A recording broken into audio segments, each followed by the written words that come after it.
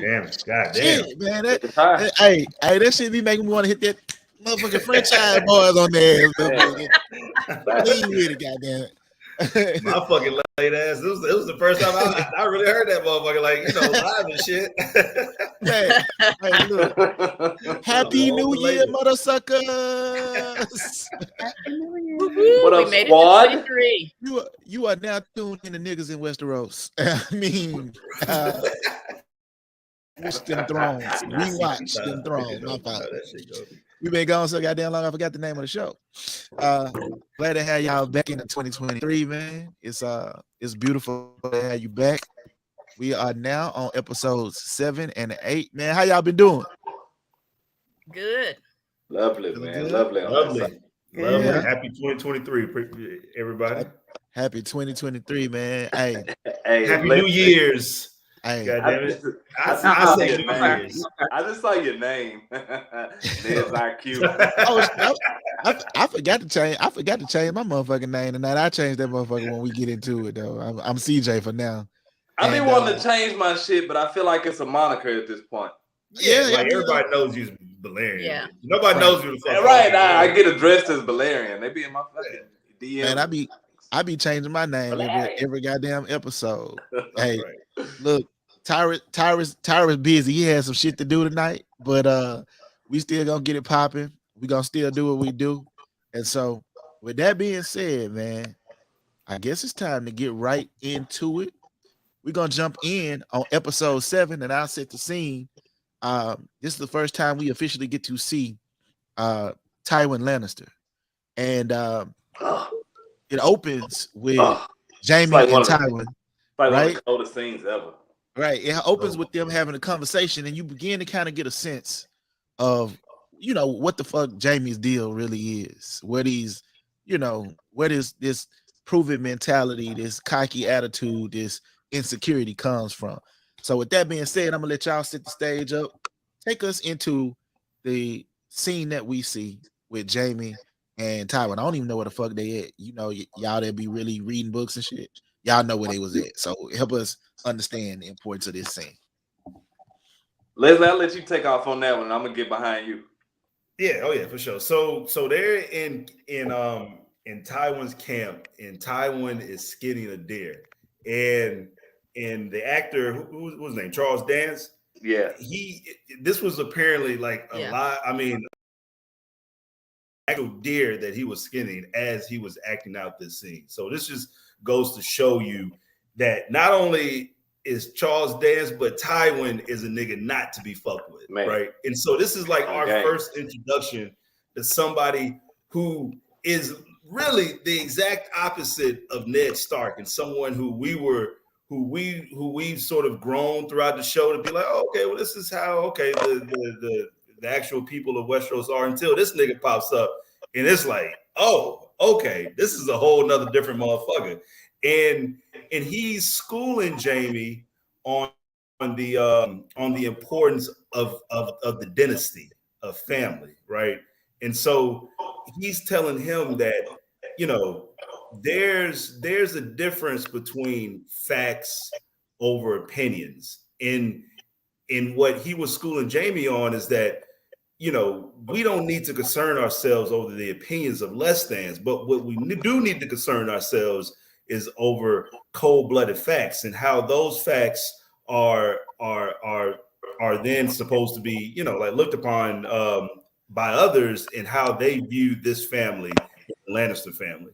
And so he is saying that when he dies, when Jaime dies, when them bastard-ass kids die, when his little short-ass brother dies, when fucking hoe-ass Cersei dies, when fucking, everybody dies, the Lannister family is the only fucking thing that will live on. That matters. And so that's what the fuck you need to be worried about and fighting for. Fuck your own personal glory. Fuck your own personal bravado, your own personal like feelings and emotions. No, it's all about the family name. And anyone who has some sort of semblance of family, right, and this sort of unity within your family, I think we can all relate to that. Like, I know I did. When I heard that shit, I was like, Fuck yeah, that's what. Facts. Yes, God damn it. made a nigga want a house. Yeah, like okay. Even if it's like some extended like the Black with No Chaser family, right? Yeah. That's the shit that's going to live on. The name Black with No Chaser, right? Even after CJ eats this last fucking to-go plate, and then oh, we're going home. He's Man, I hope it's a good. I hope it's a good to-go plate. His ass, you know. The fucking name will live on, man, and so so that whole entire symbol. I mean, and not only that, but symbolism of him skinning the deer, right? Which is like, okay, the deer is dead, right? The Lannister clan is taking over, even if they have the Baratheon name, they're really not Baratheons, and the Lions have won in that arms races. Now it's time to deal with the fucking wolves. Facts. Yeah. Right. And then like from that opening shot, the first thing you see is like the head or the face of the slain stag, the slain deer. And I think I saw a comment that said it. I think Ashley had mentioned like the symbolism of exactly the lion skin and the stag. So like you got that going on. You already mentioned that the deer was real, of course, but Buddy nailed that shit in one take. He one take Jake that shit. You know what I'm saying? Like so he skinned that shit and spit his lines out in one fucking take. Like that, to me, that's one of the coldest scenes, just in the symbolism, the dialogue that went on between Jaime and Tywin. Kind of get a real take at like why Jaime is the way he is, like why he kind of like you even see it in the scene where Tywin is like, "Go ahead, say something clever." You know, like obviously that's Jaime's defense mechanism. You know, when we speaking verbally, we all know he can swing the sword, but Jaime is quick with the words too. And so like you even see Tywin touch on that, like, yeah, go ahead, say some clever shit. I know you got some shit to say. Go ahead. And he's basically telling like Leslie said, none of that other shit that you're doing, none of that other shit that you're talking about matters right now. All that matters is his name and his legacy that you leave. And right now, you wasting that shit. You wasting your youth, you wasting your name, you wasting all this money we got. You need to do something with that, like effective immediately. And that's all that Tywin is on. That's all that Tywin has ever been on. And it's not so much like he's ruthless. He's a ruthless motherfucker, but it's behind that name. It's almost on some like never personal shit. It's just behind that name. Ike Turner.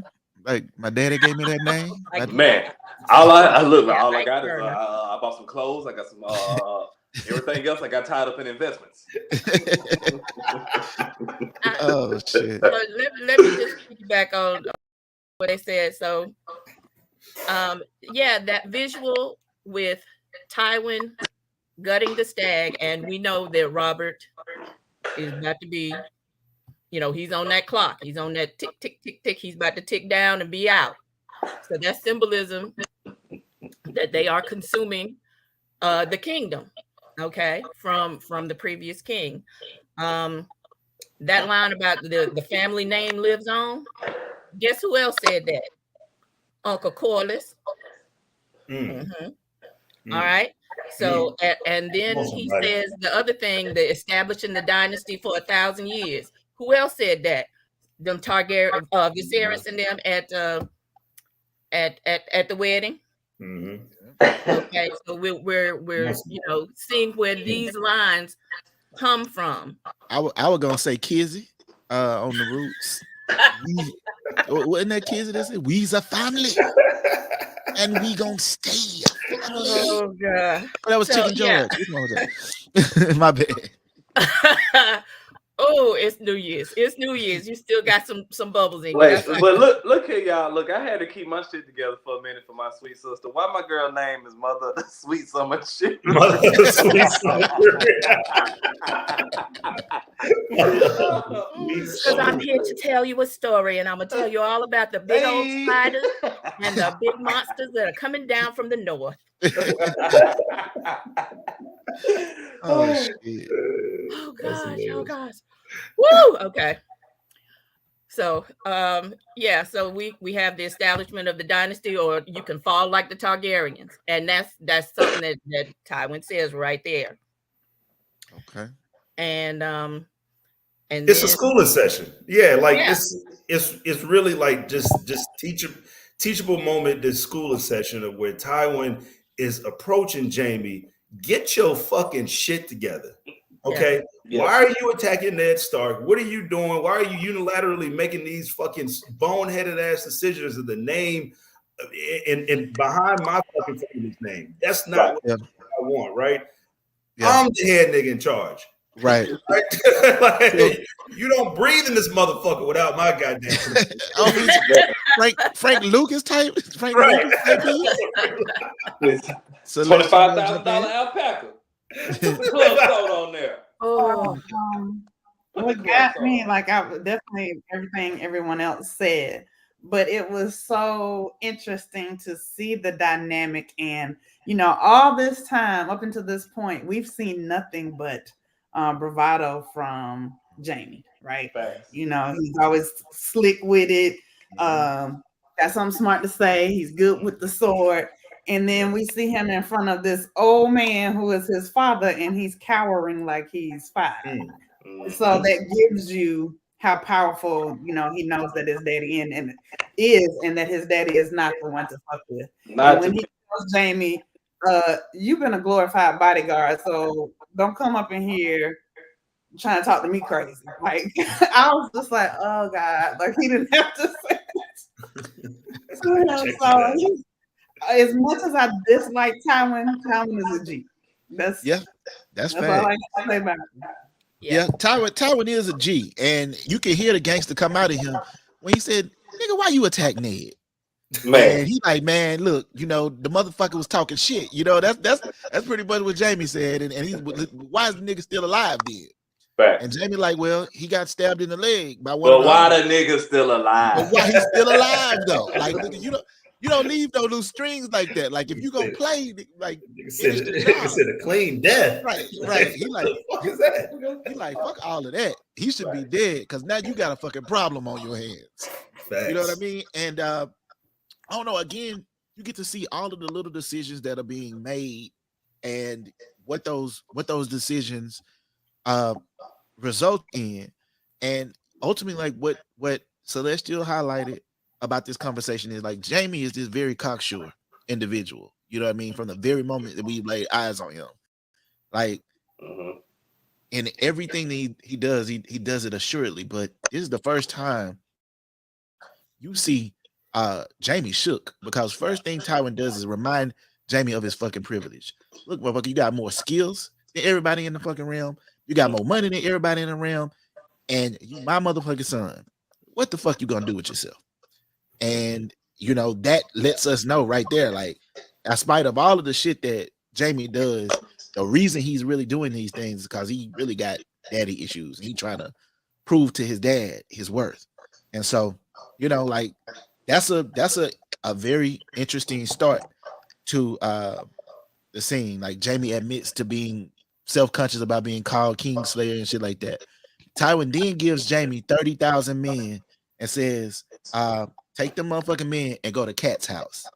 Not the motherfucking man. and he's surprised because he's like, shit, I didn't even know you really gave a fuck about Tyrion like that.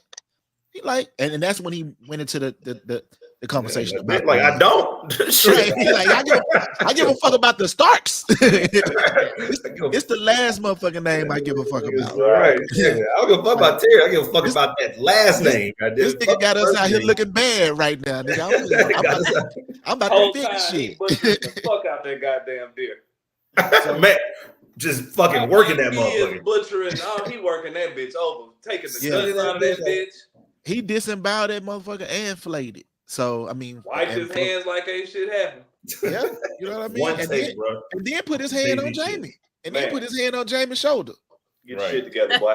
It reminded me of the scene with Leonardo DiCaprio and Django, where he breaks the glass and then wipes that shit on. All over Kerry Washington. On Broomhilda's face. Yeah. So, which was also a real scene. Another scene, unplanned, completely unplanned. Hey, we might have to break down Django and Chain one day, but I don't need to get us off on the motherfucking segment. Brett, me with a good time. I was about to say, bro, let me be there for that. That's my favorite goddamn movies. That'll be one of 3-hour episodes. Somebody said it best earlier. I think somebody said Ned dumbass. Oh, there it is. Ashley said with Ned dumbass, which takes us to the next scene, which is Ned dumbass sitting in the garden or whatever you want to call that motherfucking shit with Cersei. Where's Cersei? Oh Jesus. Take me into that mother of the sweet summer children. Let me tell you a story about a God damn man it. named Ned who is stupid as ice. Okay. As a motherfucker. Avocado. So this scene with Cersei and Ned is since when he woke up from getting stabbed in the leg and they were having, their battle in the room. This is like a continuation. So now Ned is showing her his whole cards. And he's telling her, I know about you and your children. I know that Jaime is their father and not Robert. You have no right to the throne. You need to take your children and leave. And that's when Cersei hits him with the tagline for the whole show. When you play the Game of Thrones, you win or you die. Oh, shit. And she ain't about to die. Not by this chump. And I hate to call Ned a chump, but he showed all his cards and let everything out of the bag before he got things lined up so that they could get out of King's Landing and get back to the north and just let all of that fall. Yes. So, look, he should have been like Jesse Jackson and rhymed and shit. That should have been. But what I'm not understanding is like when a motherfucker like that tell you, and you know the reputation of this family. I don't care if it's Cersei or who the fuck ever. You know the reputation of this family. Nigga, brother just was hacking you up in the street, nigga. Your whole family, your people, your boys and them niggas just got murked in the streets behind this business. So you go to the garden and this girl tell you you win or you die, and look you in your eye and tell you that shit, and you holler, oh yeah, when Robert them, when they get back from hunting the pig, you know what I'm saying? I'm gonna fill them in on the business, and you pack your shit up, pack them children. I won't tell him where yet, because he's still trying to be old, honorable Ned. I don't want any of the blood on my hands type shit. And so, like, this nigga sit here with his cane. I don't know if he was already on them Poppy Perk 7s or what. Mm-hmm. But like, you sit here with your cane, nigga, and tell this girl, yeah, I know the business. I'm going to tell Robb the business. Go ahead, leave and pack it up. And this girl tell you when to die, and you just let it. I never understand that shit. For the life of me, my nigga Ned thought that was a good idea. I wrote down. She says that's Tywin coming out of her mouth again. Right. I wrote down Ned got too much mercy from motherfucking Cersei. And that's look, that shit gonna mercy. You just a poet and you don't know it. Listen, I'm trying. All I'm saying is this nigga. This nigga looking death in the eyes right now. You know what I mean? And he like she said, my brother is worth 1,000 of your men. And that nigga said to her, your brother or your lover. And then she proceeds to not only is he my motherfucking brother. And she said the Targaryens used to fuck each other. And they did that shit for 300 years to keep the bloodline strong. We all know how the Targaryens wound up. She don't give a fuck. She said, not only is he my brother, we shared the womb together. Like, girl said, we came in the world together, we belong together. Yeah, we're gonna lead this motherfucker together. What? Ned underestimated Cersei because Cersei is a woman, right? That's what like. Ned thought that Cersei was going to be like, "Oh my God, you found me out! It's time to run to Casterly Rock now." Nah, nigga, like no, you dealing with a motherfucking killer. You've been underestimating motherfucking women like that your whole goddamn life, including Arya ass. You see that shit coming back. Arya was telling your ass time and time again that not all women are the fucking same. And what did you do? Not fucking listen. Right? Until like you finally placated a little bit, but even then he was still trying to make Arya out to be a traditional woman. And the same thing with Cersei. He thought that Cersei was just this traditional woman who was going to tuck her tail between her legs and run. And what did even later on in episodes, what did Tywin tell Arya? That she reminded him of his daughter Cersei. Damn. I mean, it's bro, like that was one of the reasons why. The other shit, like, because like that all goes to mercy, right? It's like this woman's mercy. It's like the fucking Titanic rule, right? Let the women and children survive. Man, nigga, Cersei, goddamn, if Cersei was on the Titanic, that fucking lifeboat would have been just herself. Hey, find your other ship. All Find y'all y'all other asses don't need to be on this boat with me. I need my space, nigga. Cersei ass would have blew the fucking Titanic up and drank wine about it. Right. Like, we seen her do it. Oh, my bad. My bad for the motherfuckers who ain't seen this shit yet. My bad. But yeah, I mean, like, push ahead, people. Push ahead. Right, like, he ain't lying. Even in the next episode, Varys was like, "Yo, what madness what drove you to tell Cersei?" Yeah. What possessed you, nigga? Like, nigga, you must don't know Cersei like that. He asked like Biscuit. Okay. Go ahead. But so my thing is too, bro. Your mentor, your big bro, John Aaron, the nigga, the hand just got killed over what you know. Right. Who you think arranged that business? Like, right, exactly. At least according to what he thinks. And it's like, nigga, you have the man you was last week. Like, so come on, dog. You can't run from these motherfuckers now. Like, that nigga was on that milk of the poppy, man. He was on the milk of the poppy perk 7s. That nigga said, so you out here fucking your brother. And Cersei was like,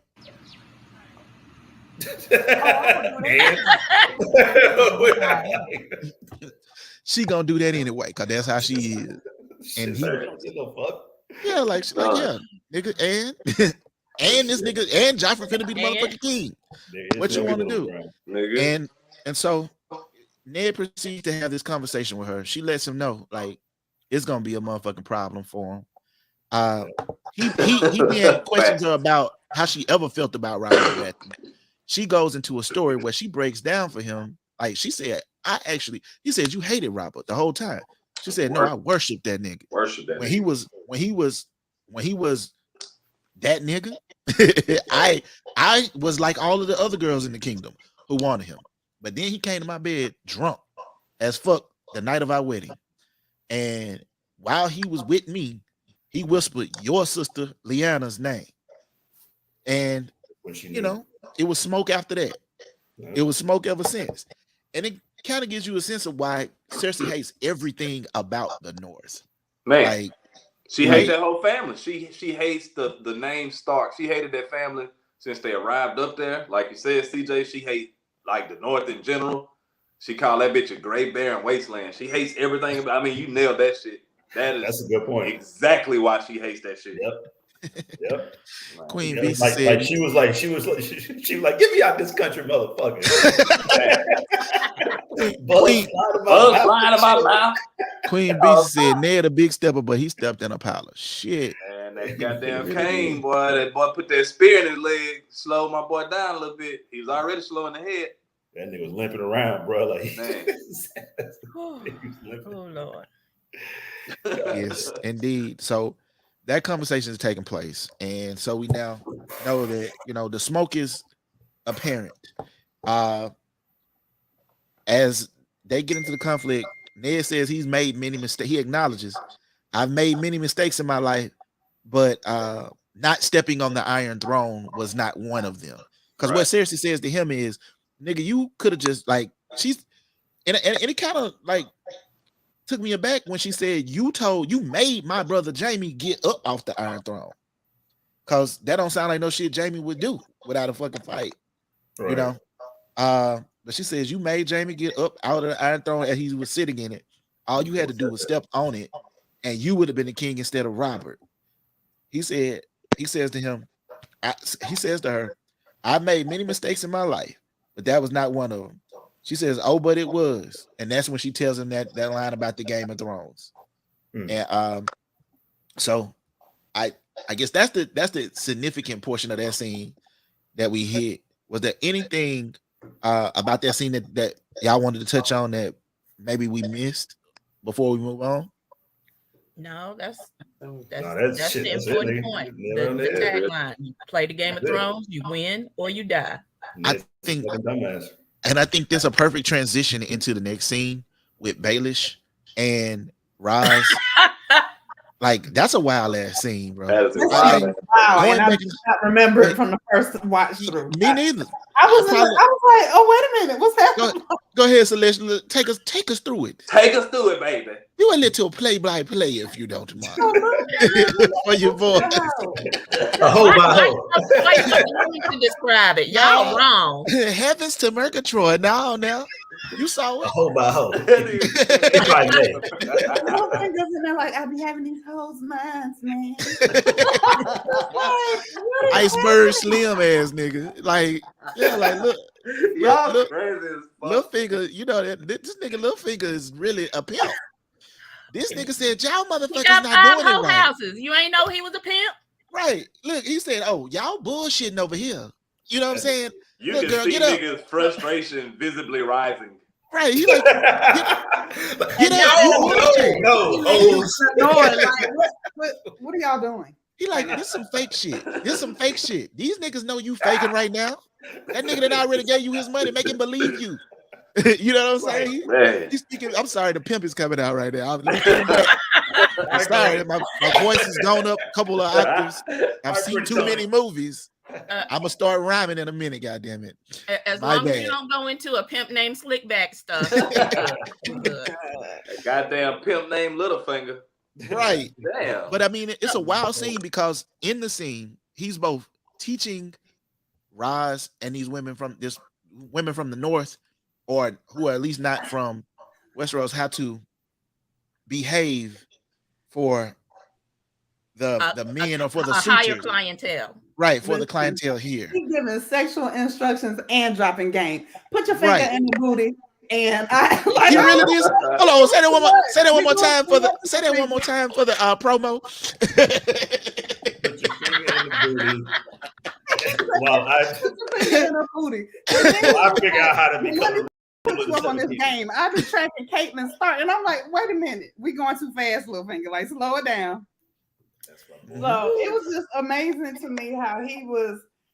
You know, most men would be distracted by what they were doing because in the beginning it was she was being loud, you know, the atypical porn star stuff. Yeah. She's being loud, they not really being effective. So then he starts giving instructions and that stuff start getting real over there in the corner. And while they doing their thing, he's still spitting game, telling them, look, I knew after I got into a fight with old boy, I'm not cut out for this physical shit. So I play mind games with these motherfuckers. And this is how I get what I want. So I was like, shit. Okay, that's right now. I'm not going to fight them. I'm going to fight them. Man. I mean, God damn.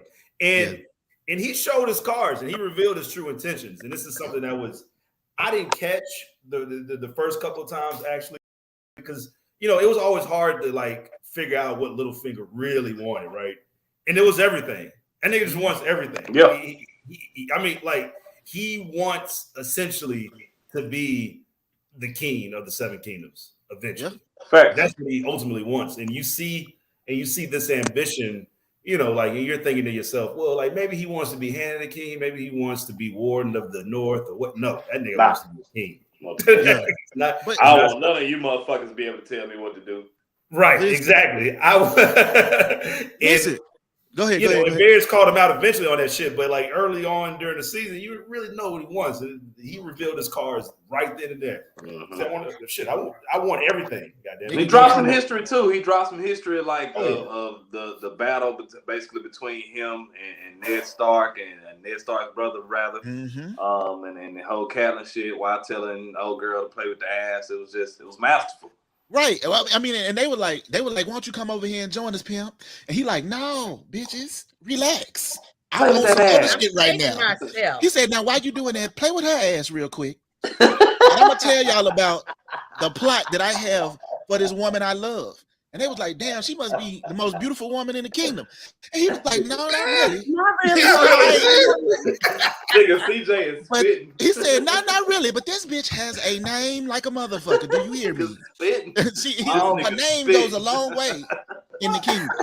I'm glad he fucking told the truth. Because if that nigga would have said yes, I would have fucking turned the goddamn TV on. That shit was, you ain't gonna call Catelyn the fucking listen, nigga, when I wrote down on my paper, on my notes, really shit he ever spit. Like, I was like, that's some real shit to say. surprised the writers wrote that shit. And honestly, it fits with Sansa too, right? And this is something that's going to come up later, but it fits Sansa's description. I mean, even though Sansa obviously the actress is more attractive than Catelyn fucking Stark, but like that fits sort of what he wants out of Sansa as well. So as soon as he saw her, he was like, "Hey, Catelyn, all right then, I don't need you like that no more." 2.0, bitch. Oh shit! When you hear that, when you hear that nigga say that though, like you like this nigga really destroying every motherfucking thing for some shit that happened to him when he was a kid. Like this nigga is really on some shit right now. And I look, my motherfucking battery, my battery is really low on my computer, but I'm gonna set this next scene up for y'all. So y'all wait a minute, I got one more thing to say. Okay, say that, and then take it to Theon and the prisoner after that. I'm gonna pull myself off, and I'll be right back. Okay. So, other than Littlefinger saying, I'm not gonna fight him, I'm gonna fuck him. The other pearl of wisdom that he dropped was what we don't know gets us killed, and that is some real truth because Ned don't know nothing, and his clock is ticking down. Facts. And he thought that honor and shit. Ned really thought that honor and shit was gonna save him. And it didn't save his father and his older brother. Right. He thought like, why do you feel like the people down here think the way you think? Like that's never been the case, Ned. Yeah. But you know what though? And that kind of brings us to the next scene. I know what I'm talking about, which is obviously Robert's deathbed. And that whole scene is interesting, man, because Robert, for one, that nigga was like, I was a fucking horrible father. Sorry, Joffrey. Get your ass out of my fucking face. You don't want to see this shit. I wouldn't fit to be nobody's daddy. Right. I would fit to be, which is like completely polar opposite of what we saw with Tywin, right? Hey, it'd have been funny one of them niggas would have been like, plot twist, you're not. Right.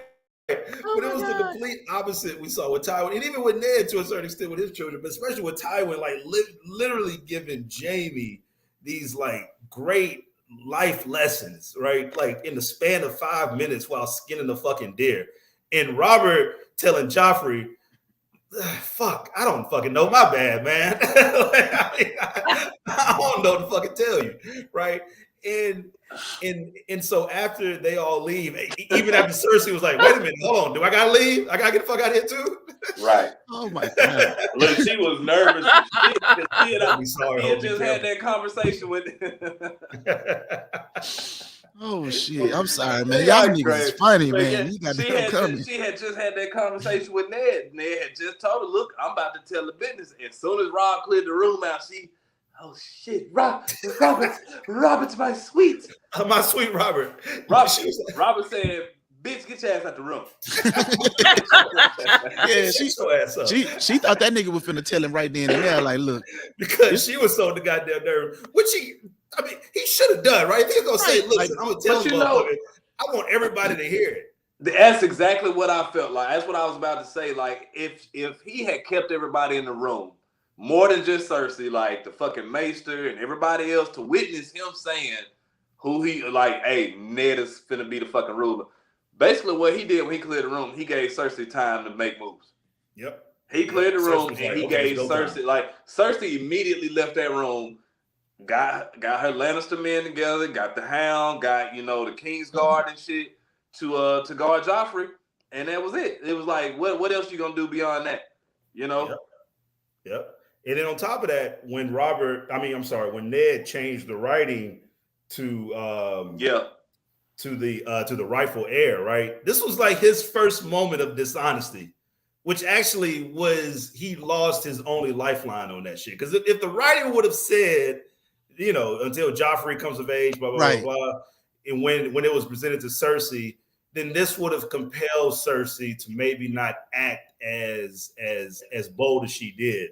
Right. And but with and maybe not, but I know that this was his first moment of dishonesty, right, where Ned really fucked up his last lifeline. Because once that shit happened, Cersei had no fucking reason to really save this motherfucker. Right. Yeah. Even if they gave him a chance after chance, they still gave listen, nigga, You don't know what we know. Right. You over here trusting motherfuckers who you should not be trusted. Right. Motherfuckers who told you not to trust shit.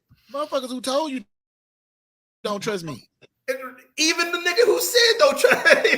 Don't trust me. Don't trust you.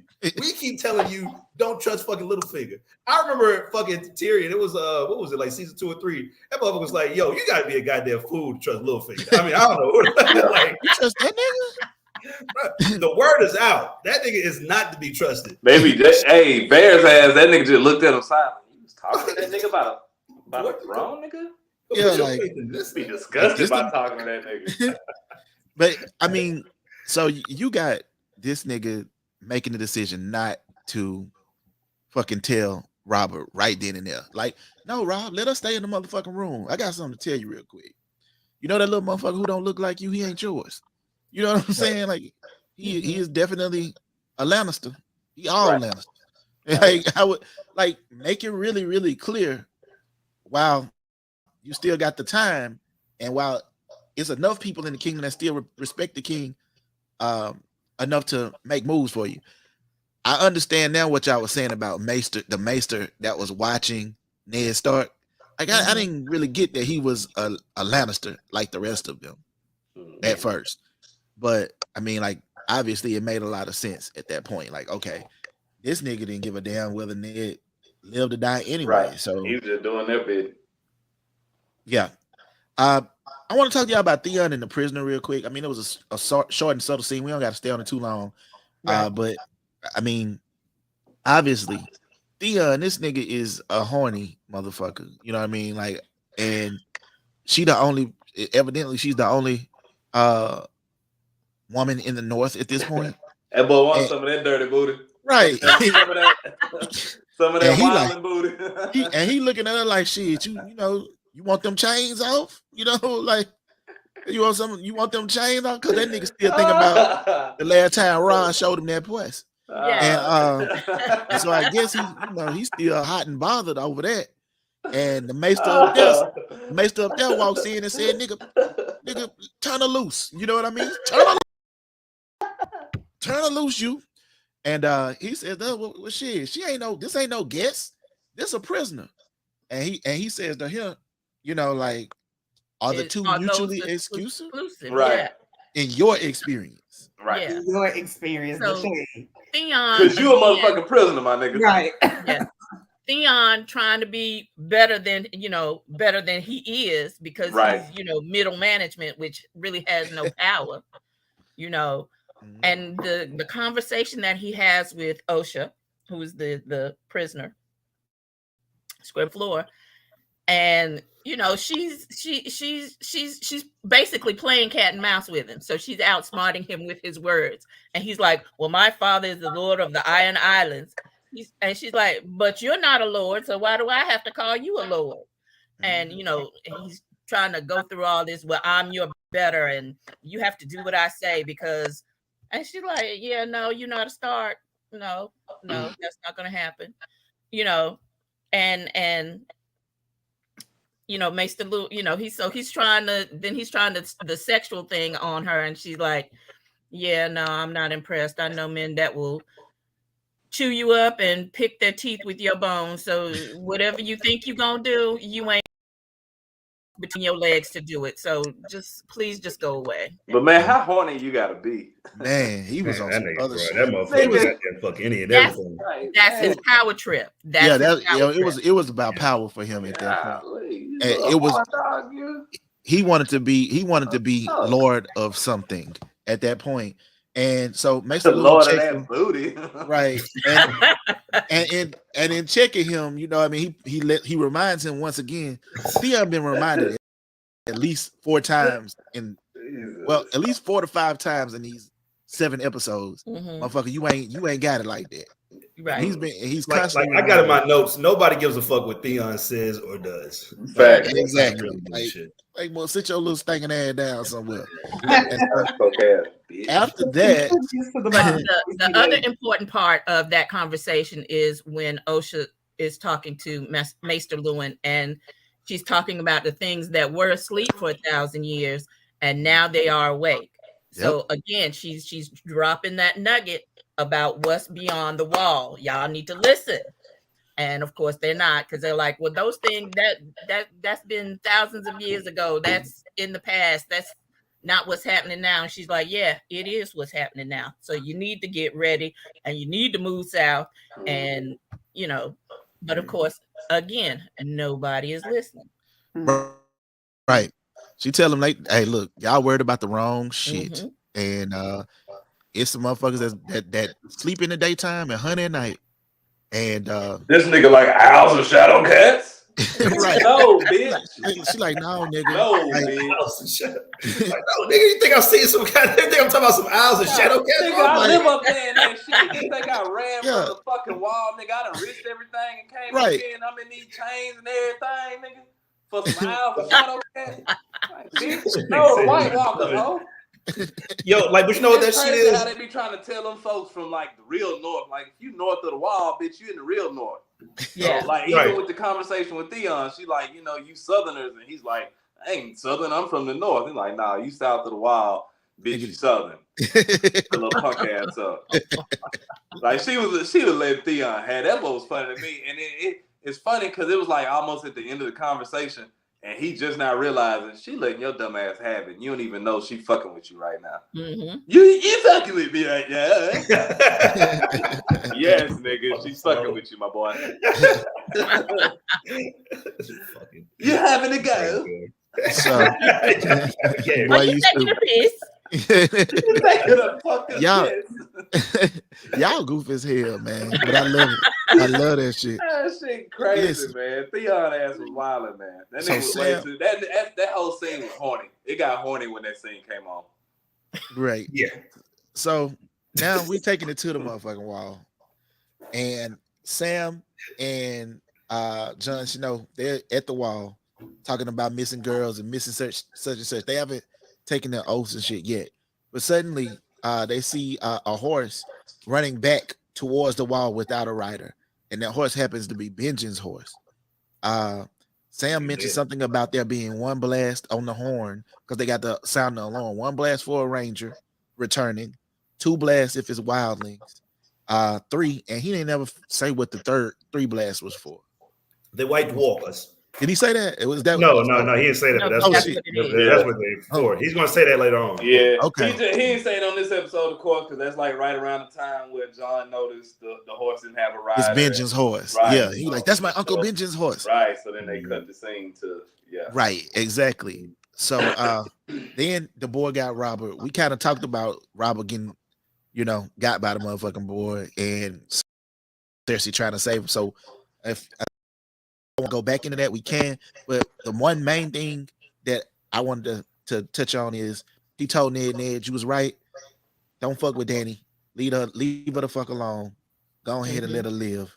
And as soon as Ned walks out of the room, he tells I believe it was Varys. Yes, Varys and he like, look, Varys and was it Varys and Barristan out there? Yeah. Barristan. Yeah, Barristan. And Varys says, my nigga, that raven is already. That's exactly it. It's so fucking. Wait, that nigga's so fucking. He's just like, yo. I'm afraid. Varys is so fucking. You know, though, even in that conversation, he even said some more shady shit. He was like, such a dutiful boy to make sure his grace did not lack refreshment. He says that shit like just completely saying that. He definitely is the one meddling with shit. Think about it. He said, who was the one with that nigga when this shit happened? Yeah, I feel like when Varys say some shit, he always going, Yeah, he really is. That's it, motherfucker. That nigga was dutiful. That nigga is somebody's fucking messy ass auntie at the family reunion, bro. I'm trying to tell y'all, he ready to talk about all of it. You ain't here for me, but not like this. Holding his robe. Nigga have on his house coat. The birds have already. I'm afraid those birds have flown. Oh shit! That nigga, the poor girl is probably dead already. Right. Probably dead already. At this point, beautiful boy. Oh, at this point, shit, she's not man. dead. At this point, she's not dead. In fact, Yeah.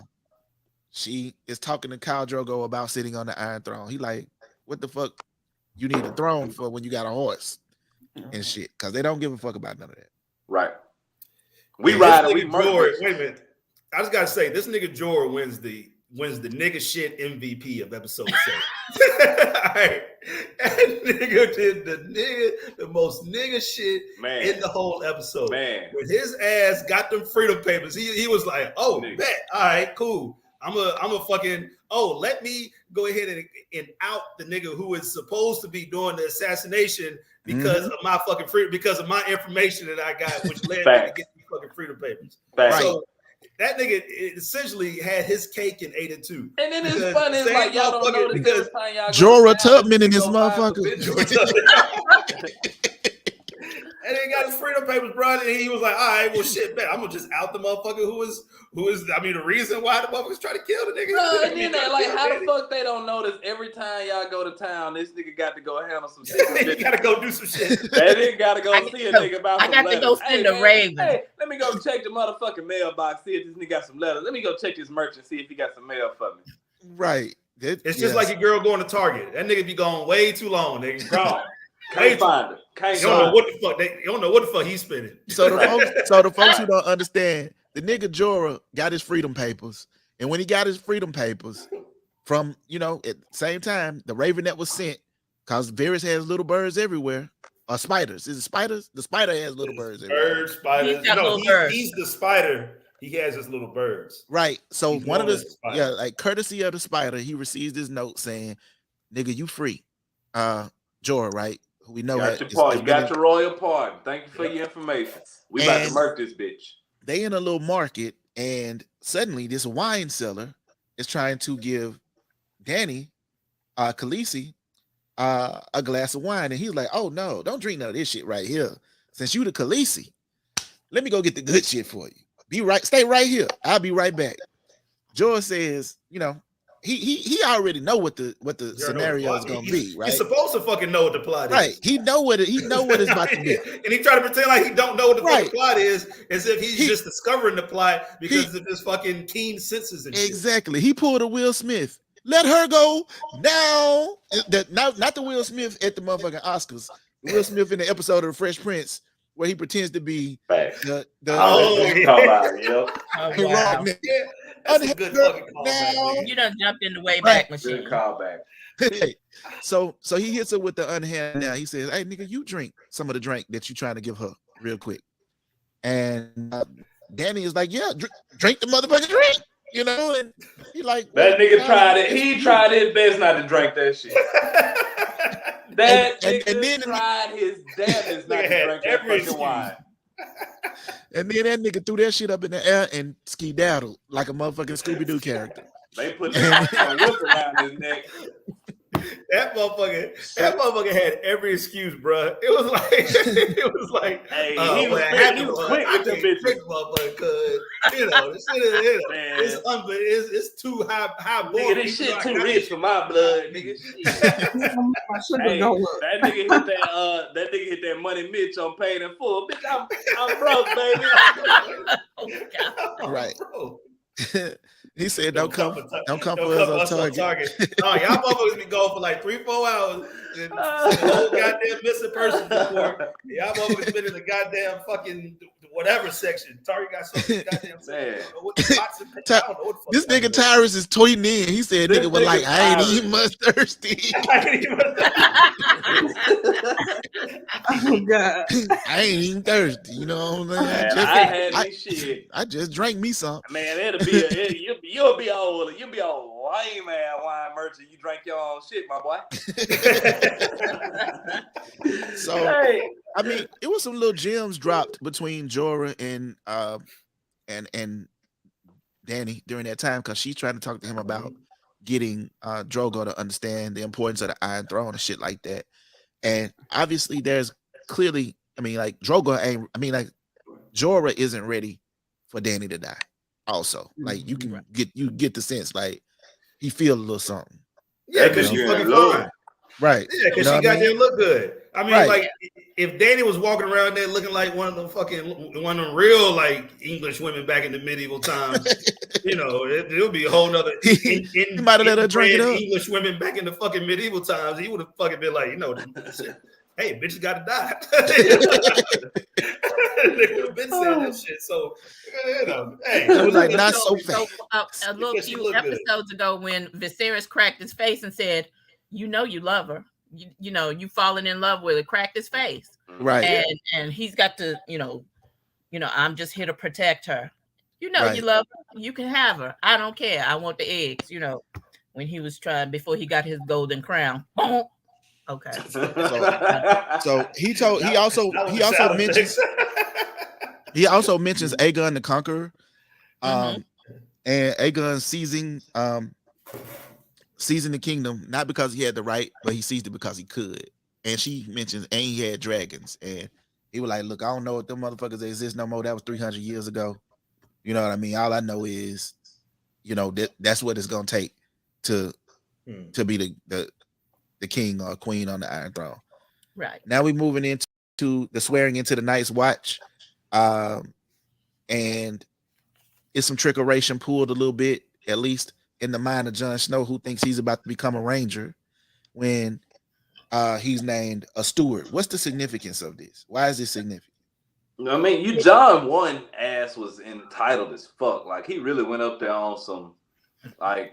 It's funny because the irony and all of that shit is like, nigga, you the bastard, you know, where you live. Like, yeah, you highborn, but like they treat you like shit. These motherfuckers didn't like you, they didn't fuck with you like that. And so you get here because you're highborn and you're really trying to flex that muscle. Like, oh, I ride better than you, I fight better than you, all this other shit. So to me, it was really on some entitlement shit, you know, but he wanted to be a ranger. He wanted to be one of the men of the Night's Watch that actually go out into beyond the wall. And they range, as they do exactly what their name says. They range, they go out looking for wildlings and anything else that may be a threat to the wall. He ended up being named a steward, which is just the niggas that's the handmaidens at the wall. You know, they shit that need to get done. That's what the stewards do. But he was named Lord Commander's personal steward, which had, you know, more significance down the line. And he didn't know that at the time. I don't know if that would have made a difference in how he reacted to getting the news. Because he was definitely on some hoe shit, but you know, he was just really on some entitlement shit. Yeah, I think you make a good point. Go ahead, Celeste. I don't know if I agree with entitlement per se. I do agree he went in, you know, he had lived really an easy life because of who his daddy was, even, or you know, his father was, even though he was still considered the bastard. However, is it really entitlement when he was the best sword out there? When he was, you know, carrying his weight, and he knew old boy did it to fuck with him? You know what I'm saying? Because when he looked over, when the guy said it, he looked over at old boy, and old boy was like, "Yeah, nigga, like I got you that pen." You know what I'm saying? So I would be pissed too, because like John was that dude. But I think they did that intentionally. The mind behind John, like he was already showing he had the ability to be a leader. So right, that's what I'm saying. So like the Lord Commander picked it. Like I think the only reason John was made the stuff. I don't think Sir Alistair made that decision. Like I don't think that came from Sir Alistair. I think the camera, of course, intentionally cut to Sir Alistair, and they cut to John to make you see that they locked eyes in that moment because John assumed. That's just my theory. I think John assumed that Alistair did some shit to fuck him over in that moment. So that's why we see him, of course. I do agree with that. Like, that's why we see him getting pissed. Because he's like, this dude just fucking with me. I deserve this more than all that. And that's the reason I say entitled is because of, like I said, his name. And yes, you are the best because of you, nigga. You was born in a castle. And the rest of these motherfuckers come from nothing for the most part, other than a select few. So John is like, oh, I'm better than everybody else at this and that, so I deserve to be a ranger, when the entire time it's really just, I think it was more Maester Aemon and the Lord Commander coming together saying, hey, this boy could be the next Lord Commander. Let's go ahead and start grooming him early. But John had that blind, or not blind. Yeah, that Stark in him. he had a tunnel vision for just, I'm better than you. I'm honorable. I can swing the sword. I can ride a horse. I'm supposed to be a ranger, like off the rip. So they like, we got bigger plans for you than that anyway. Between that and being there with his uncle Benjen, who he obviously has a very strong connection with, right? And then when Uncle Benjen's horse came back without him, right, and he's like, I need to go find Uncle Benjen because that's my dude. Why I can't just leave him out there, and he went out, with like three other people or something. And so when they are talking about going to take the oath, they're like, are you going to do the old gods or the new?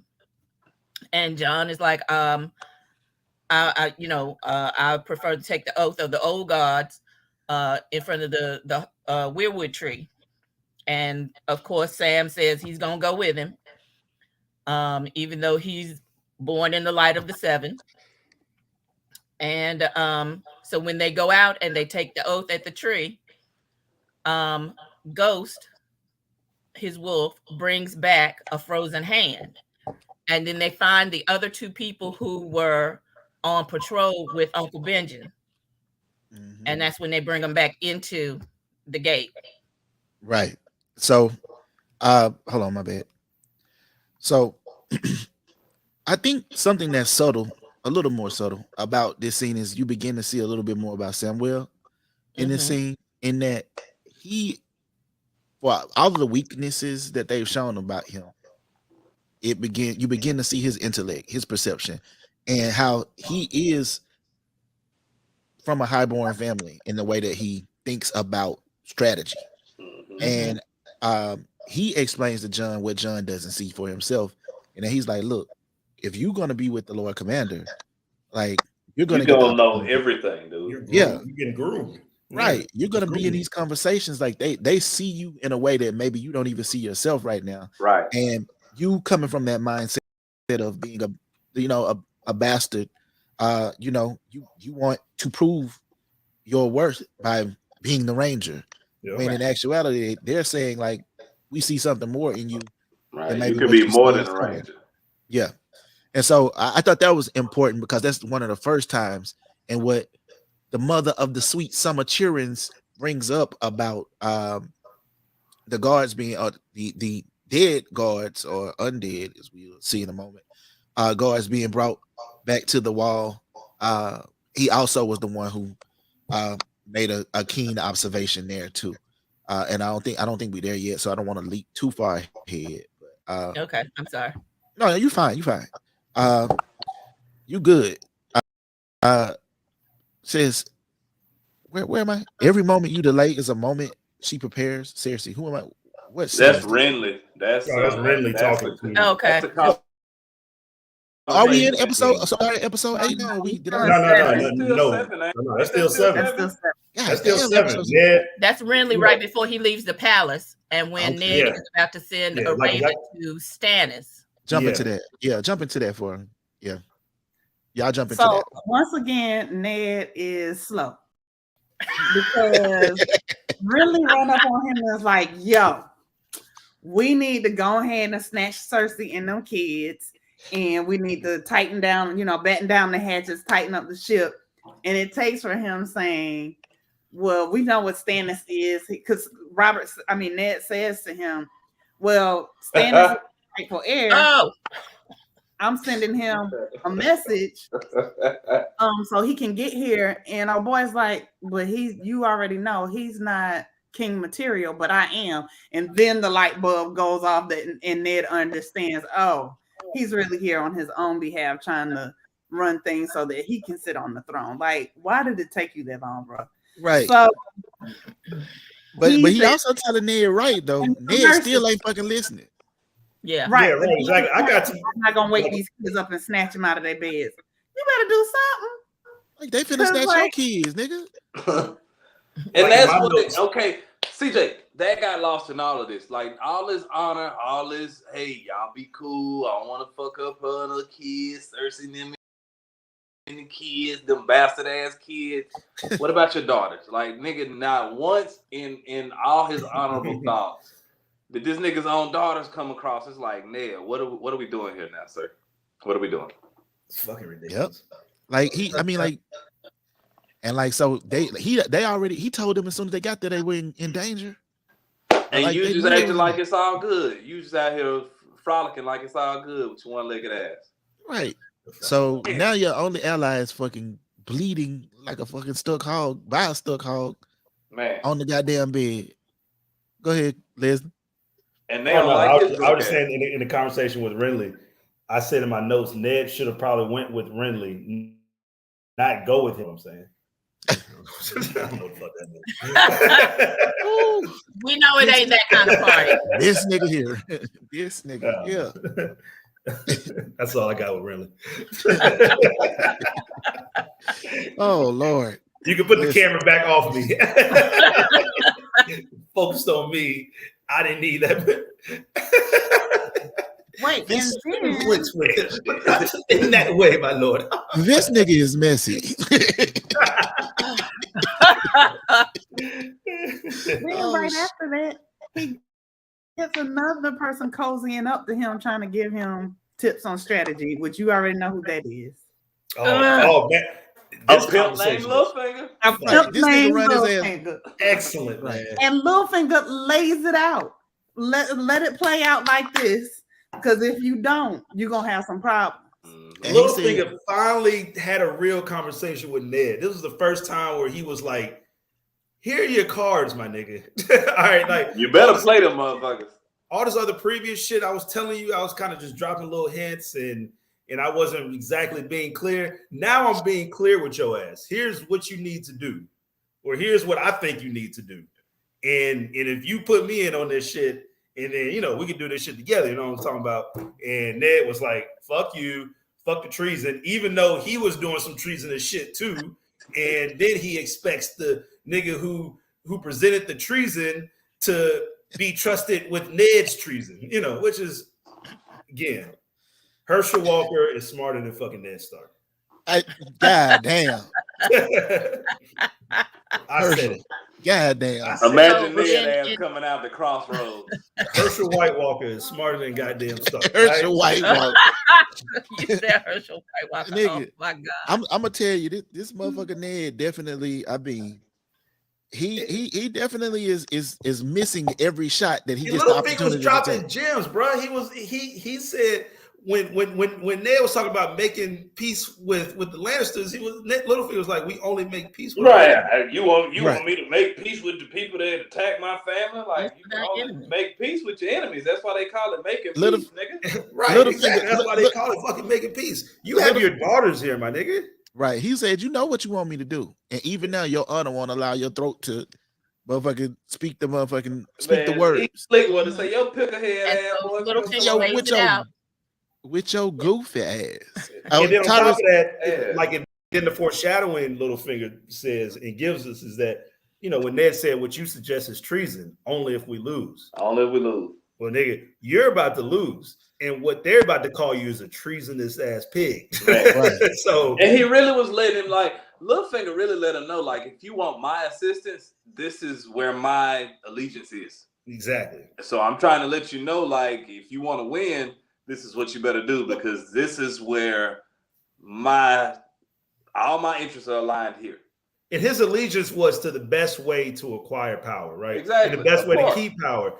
And what Ned was suggesting was just all-out war, being stupid. Like now all of a sudden you got these, you're all of a sudden igniting fucking conflicts after conflicts, and so much blood is going to be shed over some fucking honor. Yeah. Over some fucking, like over some shit that's like in your eyes honorable, just because Stannis is a secession, even though you help replace another motherfucker and start a brand new secession and start a brand new lineage in the Seven Kingdoms. Now all of a sudden you're of this like, oh well, Stannis should be king. When everybody, even though we haven't met Stannis yet, according to everybody on this goddamn show, that's the last fucking the last motherfucker who he has the personality of a lobster. So, right. So this again comes around to the title of the episode: "You win or you die." So Littlefinger sets all this stuff up and winds up double crossing Ned Cause the nigga ain't had a fucking man. Ned doing all this honor shit, and they had a man to hold up for it. So when Littlefinger says two more important things, he says, so when he's talking about getting the gold cloaks to come and support Ned, he's like, who do they follow? The man who pays them. Who's the man who's paying them? Littlefinger. Now, where's Littlefinger gonna put his power in that way? Behind the throne. Duh. And then he had just told Ned that. He literally just told Ned that. Yeah. And then when stuff jumps off in the throne room and he's got the knife up to Ned's neck, he said, I did warn you not to trust me. Man. The money's gonna go with the black. The gold cloak, was it the gold cloaks that turned in? The gold cloaks. That turned on Ned. So Ned thought he had the all his men. Hey, them niggas, we finished the episode with Ned's niggas getting killed and open episode 8 with Ned's niggas getting killed. I'm talking about. Meanwhile, Ned's niggas is dead. They've been murking y'all ass for 2 episodes. God damn, Ned. Bruh, they just there, bruh. They just like, yo, we ain't doing. We just follow this nigga. We follow behind this motherfucker. God damn. Them niggas was out good. there loading. They stabbing us in the back and shit. Carts and shit, getting murked. Meanwhile, that nigga Lord Renly was last seen skedaddling the fuck up out of King's Landing with a quickness. Hey, nigga, CJ, in some haste, I may add. Right. That nigga was getting his last seen galloping south in some haste with about 50. Seen riding with 50 men. Him and Loras Tyrell was seen riding in some haste, my lord. Meanwhile, I think back in, Jorah is kind of digging in his heels and his allegiances with Khaleesi by saying, hey, the king ain't gonna never let up on your ass. He ain't gonna never abandon the hunt. You're a Targaryen and you the last Targaryen. Your son will be a Targaryen and have 40,000 riders behind him. So he gonna be after your ass. I tell you what, if that son was anything like goddamn Khal Drogo, I mean, goddamn. I mean, that's cold. With Targaryen blood, man. Hey, we gonna talk about that nigga in just about a minute.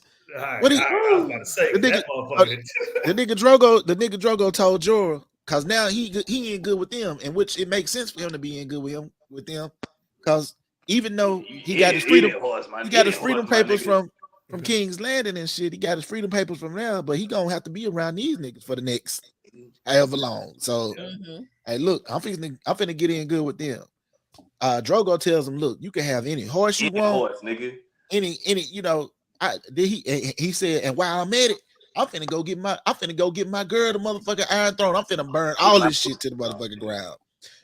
So now niggas who was scared to go across the water because they only ever ride horses he ready now because they done played with it, baby. And now he about to let them know what it is. And that's how it ends for them. And Ned ends with the knife at his throat and Peter Baelish telling them, yo, stupid ass, I told you not to trust me. You did it any motherfucking way with your goof ass. And at the end, he relies on his fucking honor. This honor that he pretends that he's just like so elevated above. Wait, what's the first thing he hollered when he walked in the room? Embarrassing. No man alive can question your honor. Who gives a fuck, bro? Hey, nigga, Cersei looked both them niggas in the eye and told that man. Hey, let me see. Embarrassing. Let me see that shit. Let me see that shit. That motherfucker did this shit. She got that paper. My girl, look at that shit. Oh, okay. She basically wiped the ass with the shit. Wiped her fucking ass. And fucking took a shit, went to the royal toilet, took a fucking dump. Told that boy, is this shit meant to be a shield? Lord, right. She was looking confused. She was looking confused. She was like, "Really? I think Cersei was disappointed because she thought there was gonna be some genuine, like, we finna play the Game of Thrones. Like, I think she really was ready to play the game. I don't think she thought it was gonna be that easy to win.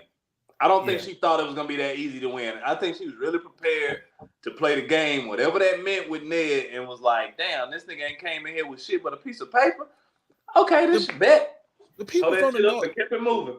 The people from the north are not complicated people, man. Like that's definitely, and I guess like even like the conversation that Littlefinger is having with the hoes of the North, when he's having, you know, the whores The sex of the workers North of the North. During their audition? right? Like it's kind of like he's telling them about the differences and subtleties.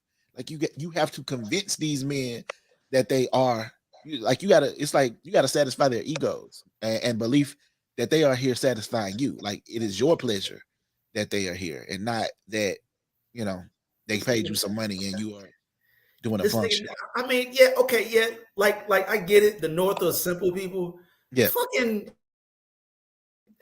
Arya is not going to trust fucking Jeno Slint's fucking conniving ass, right? Like, I mean, okay, yeah. Like the North, I get it. There's simpletons, you know, all that shit. Ned is one of one in that shit. All right, in that Sansa running a close second though, goddamn. Okay, well, yeah, Sansa too. You're right. Sansa, shit, and Cat. So I guess they all fucking. Hey, I will say one thing, and I don't know if we're there yet because I don't remember if this happened in 7 or 8. That dumb later on. But look, when Sansa was walking down with the old lady, and she told her like, "Hey man, turn your ass around, turn around, run back." You could tell specifically when the fucking stunt double came in. Because Sansa was just trotting away. Man, nigga, I'm telling y'all, go back and look at the scene. When Sansa get ready to turn that corner, that bitch turned on the jets, cuz. Oh, I gotta go see this. Bro, like she would run the mills like that. Nigga, I was rewatching it. Sophia Turner went running the mills like that. Sansa ass turned that fucking corner, dog. The jets on, like, bitch, I'm out. Like a Dolomite. Nigga, you ain't see nothing but. Oh shit! I gotta see that shit. Out of there. I said, "Damn, Sansa, you got on out on that one, baby." I'm sorry, man. Don't trust fucking Littlefinger and Jeno Slint. Them the two last motherfuckers in King Landing that you need to trust. Right. And Ned trusted both of them motherfuckers with like full like confidence. Right. So with all his chips behind them two motherfuckers. So in this episode, our brother from Bravos and Arya are in there when some of the Lannister soldiers come and say your dad wants you, and obviously he says like, "Yeah, I already knew that was some bullshit." Yeah, Syrio for real proceeds to beat 6 motherfuckers with a stick. I wish he would have picked one of them swords up though after he whooped their ass. But you know he don't fight with them kind of swords though. He remember when he said that shit. He was like, me too. That's just bullshit, man. That's just bullshit. I would have loved to see that motherfucking combat, man. Like, like we were robbed. We were robbed. I was kind of hoping he survived some way somehow. The motherfucker just kind of escaped. Yeah, but clearly he fucking didn't. Yeah. But you know what though, he had one great final lesson for Arya, which was the true scene lesson, right? Which was like, don't, you know, like believe what you see with your, you know, like don't get fooled into the BS. And so in that lesson came to pass just the next fucking second when the Lannister people came in and the Lannister men. It was like, okay, all right, well, look, girl, like really look at your surroundings, look at what's going on. That's good shit. He said, "Watching is not seen." Watching is not seen. Exactly. The scene, the true scene. Dead girl, and you are dead girl. You are dead. So another thing that happened in that scene, she said, "You used your right hand, or I'm sorry, you used your left hand, and you said you were going to use your right." And he's like, "I lied." You know, and what happens? Way at the end, she does the hand switch, but that's another story for another time. But y'all know what I'm talking about. Oh, look at you! Oh, all right. Okay. Now, okay, mother of the sweet summer tourist. I'm a summer tourist on that one. Goddamn tourist. So now, when the gold badass fucking summer tourist. You gotta pay attention, y'all have said 1,000 times, you gotta pay attention to the little things. And that's a real little thing that pays off at the end. Now, the other thing is when the gold cloak and the Lannister soldiers come in, them Lannister soldiers ain't nothing but damn Star Wars stormtroopers because they can't shoot straight, they can't see nothing, they got a bunch of helmets on, they just stupid. But anyway, just nameless soldiers. That are there to get their ass beat. So the gold cloak that comes in is Meryn Trant. Okay, you gonna hear that name again because he's going to be the head of the gold cloak now, which is the king's son. And Arya is not gonna ever forget Meryn Trant. So as horrible as he was, and because he killed Syrio for real, yeah, Arya's gonna get that back. She gonna get that lick back. She one of the first names on the list. Lick back from Meryn Trant. Sir Kelly Trant. It's almost gonna be as satisfying as when somebody else dies at his wedding in about the 4th season. But that's another story for another time. All right, I'm done. I'm trying to keep it down. No, that was good shit. You dropping gems right now. He said. She said Meryn Trant. Not Robert. Not Robert. Celeste Williams. Yes, 2 thumbs up. Listen, this motherfucker. That nigga Sir Meryn gonna step in the name of love. Goddamn. Arya. So they throwing everybody. They throwing Ned Stark shit everywhere, all over the goddamn King's Landing. You know what I mean? They throwing all this shit everywhere as they chasing down his family and shit like that. You know though, but it's funny how Arya was so observant and shit like that. And part of her lessons about running around with the cats actually came back to help her, and kind of navigate through this whole Red Keep. But also caught her first body. Right, it caught her fucking first body. One of many. Shout out that motherfucker. Her, you know, fuck that kid. Fuck this kid. Fuck that little fucking man. Fuck the kid was a person. She jugged his ass with needle. And Sansa got caught in fucking 2.5 goddamn seconds. So I mean, you know, right, with her goof ass, but she deserved it. Goddamn it, she's a pretty princess. Right, you know what I mean. So she got her ass, she got her goof ass caught, and you know, so I think. Am I forgetting anything else about this goddamn episode that will never end, or is that? Are we like we can go on nearing the end of this? We in 8 now. We in 8 now. This the 8th episode? We in? Like it's 7:45. When the fuck do we walk to the motherfucking 8th episode? Arya and Syrio Farrell are the first scene in episode 8. But what did I just tell you? Them niggas ended episode 7 when Ned's niggas get murked. Episode 8 when Ned's niggas get murked. You motherfucker right. Not to be confused with episode 5 when Ned niggas murdered at the end of that episode. So it was one episode when Ned niggas wasn't getting murdered. Episode 6, they weren't getting murdered. God damn. Where that niggas go? Damn. So murked the whole North and it's a goddamn. Never left the North. So anyway, y'all gonna make me have a gas. Now that the nigga knows that we are actually in episode 8 now. Wait. So you just asked, was it anything that we forgot in all of that crazy? Yes. Yeah, okay. When Daenerys goes down to the dungeon. Yes. Yeah, right. Daenerys goes down to the dungeon. And he brings him some water. And that's when he drops the news that, listen, your mercy has caused all of this. Your mercy got Robert killed. Your mercy, you know, basically you dead now. And he said to him, I hope you know you're a dead man. Like, no. Come back from this, bro. And then the way he gave up, and then the way he was like, "Oh fuck this shit." When fucking he found out that Tyrion had escaped, he was like, shit, cut my God, God damn, cat. God damn, cat. That's what he looked like. You know what I'm saying? I've been down here putting up all this motherfucking shit. He did look over there embarrassed, like, damn, she lost Tyrion too. If that nigga Ned said shit, if that's the case, my boy, just go on, cut my throat and be done with it. Yeah, and Bird said, not today, bro. And then Ned says to him, well, who do you truly serve? And he says, the realm. The realm. Someone must. And then he dipped. Peace. Oh shit. Yeah, man. Oh, it's getting good. It's getting good. So we go back to the motherfucking wall, not to be confused with the window. The band. Because we already done had hoes in the house, so we ain't got right. Hey, listen. I don't ski, goddamn. That was actually episode 7. My bad. I got confused. What was the episode? Littlefinger like wiped some ski off the girl's mouth. Oh, shit. Was that like 5 or 6 or some shit? That was like 5 or 6. That shit, he turned to the girl. He was like, wipe that shit off and sent her, and immediately she went and kissed the nigga.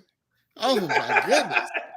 Ooh, nigga, it's cold in the 7 Kingdoms, nigga. The winter is ain't nobody got no Listerine up in there. Right. You know, winter is coming and somebody else is too in this motherfucker. Oh my God. You know, the motherfuckers probably had all kind of cavities and shit, and they got You can imagine. You know them mouth stink. Oh God damn. It's like natural breath smell good. It's like as long as the shit didn't stink.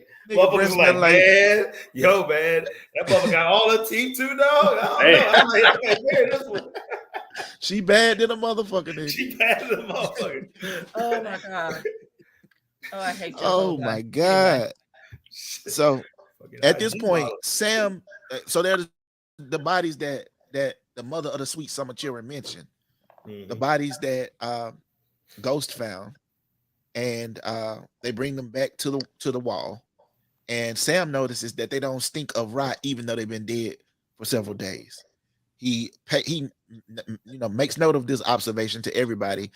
At which point, I think it's the Lord Commander that says, "You may be a coward, Tarly, but you are not stupid." It might have been a maester. I can't remember. No, it was Lord Commander. Lord Commander. Yeah, it was low. Yeah, like it was loud. Right. So again, he's observant, and then he so they take the motherfucking bodies inside, even though the bodies ain't stinking, and they're gonna examine them. They say the Ravens right, exactly. Like if that was if that was a bunch of us running a nice watch, I would have been like, that's a great point. Maybe we should burn this motherfucker immediately. Right. And burn them outside the wall. Burn them on If we keep hearing about some dead motherfuckers above, north of the wall, maybe we should just burn this motherfucker. Right? Burn these bitches right now. You know, right now. Let's bring them inside and see what's up. Man. And them niggas wasn't small, by the way. Them was some big motherfuckers.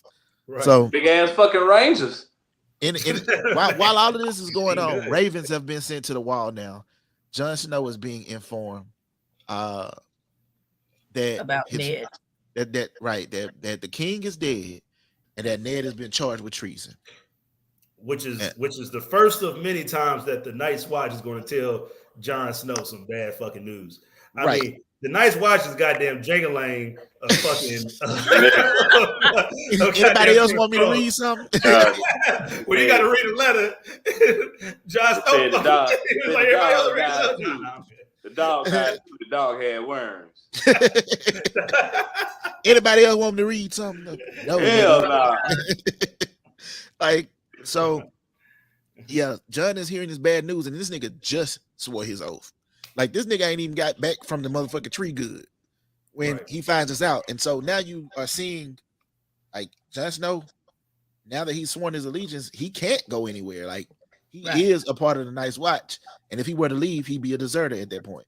We already seen what happens to deserters. But obviously his emotions are still very much attached to his family, even though he is now a part of this new family. And they notify him that Joffrey has been named the prince. King. Yeah, the king. My bad. Mm-hmm. Now we cut back to the scene where the maester, I guess this nigga is a maester, is Grand telling Maester Pycelle. Grand Maester Pycelle. Oh yeah. They're saying a child born of a traitor can't be trusted. And Baelish is literally standing behind Cersei now. So this nigga has gone from the whole house to like literally. This nigga is a higher position you can be in for somebody of his stature. Right. Mm-hmm. So let's talk to me about this. Talk to me about this scene. Y'all break it down for me. What are we observing here? So we are observing the true manipulation of Sansa. She ain't got the first clue. She's like, I just need to see my father. And then Pycelle drops, the traitorous seed, the seed of a traitor, will be traitorous later on. And, she's trying to stay in the pocket and thinking that she's still gonna marry Joffrey. And Pycelle is like, no, because 10 years from now, you could, you might have a plot of your own to kill the king. So no, you won't be doing that. And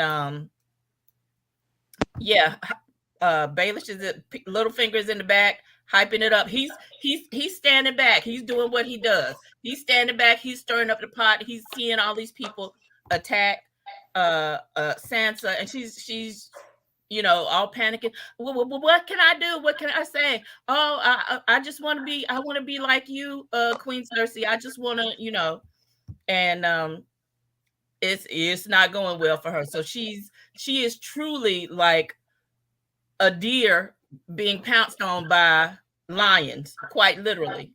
Okay, so it's not going well for her, not at all.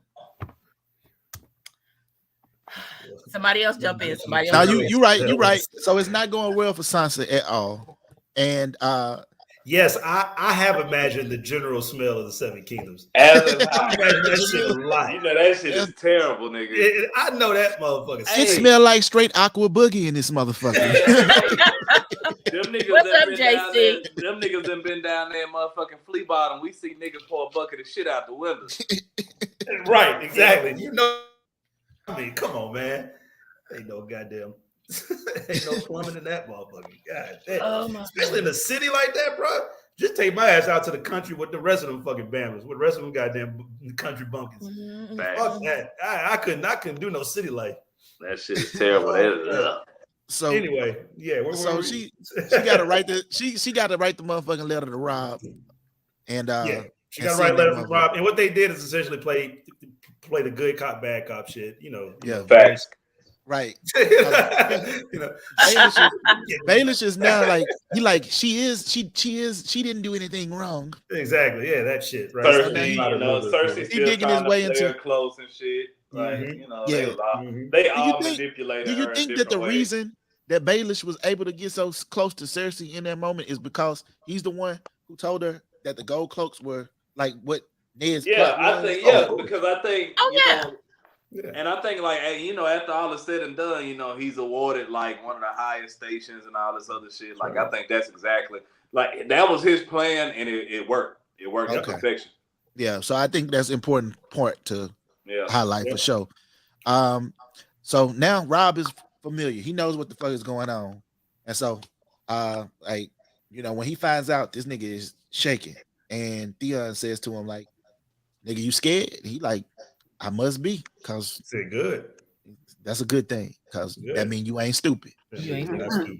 Time to ride. Yeah, finally said some good shit.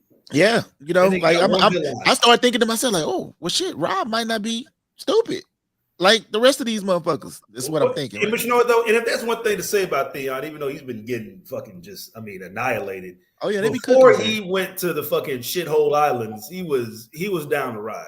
He was down to ride with the Starks. He was down to ride for the Starks. He was ready to go to war. He was down for whatever, whenever. Yeah. It wasn't until he got manipulated by his bitch ass father, then Damn. So, same time, Cat is getting a raven, at the Vale, and her stupid ass sister already had the motherfucking letter. She done had the motherfucker for hours. What we talking about? Slow.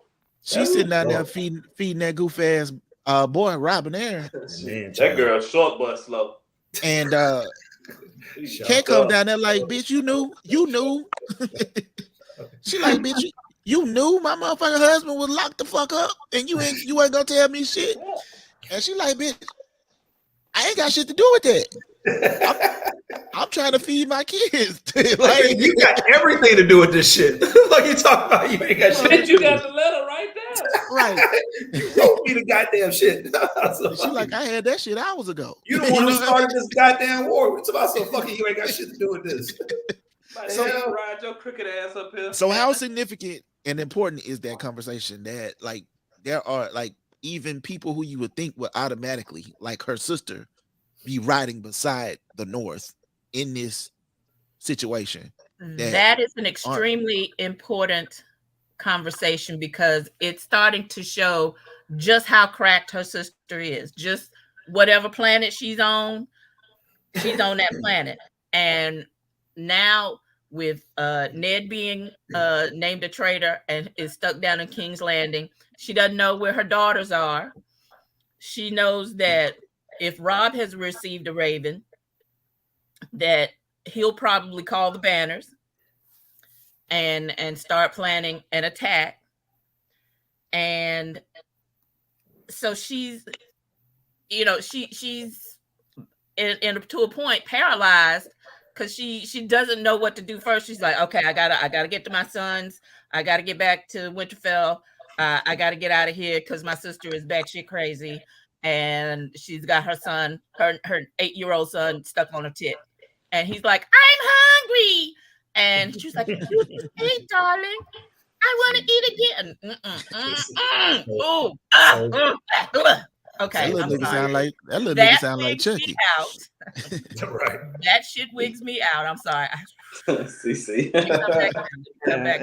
Like acid earring backs. Wow, man.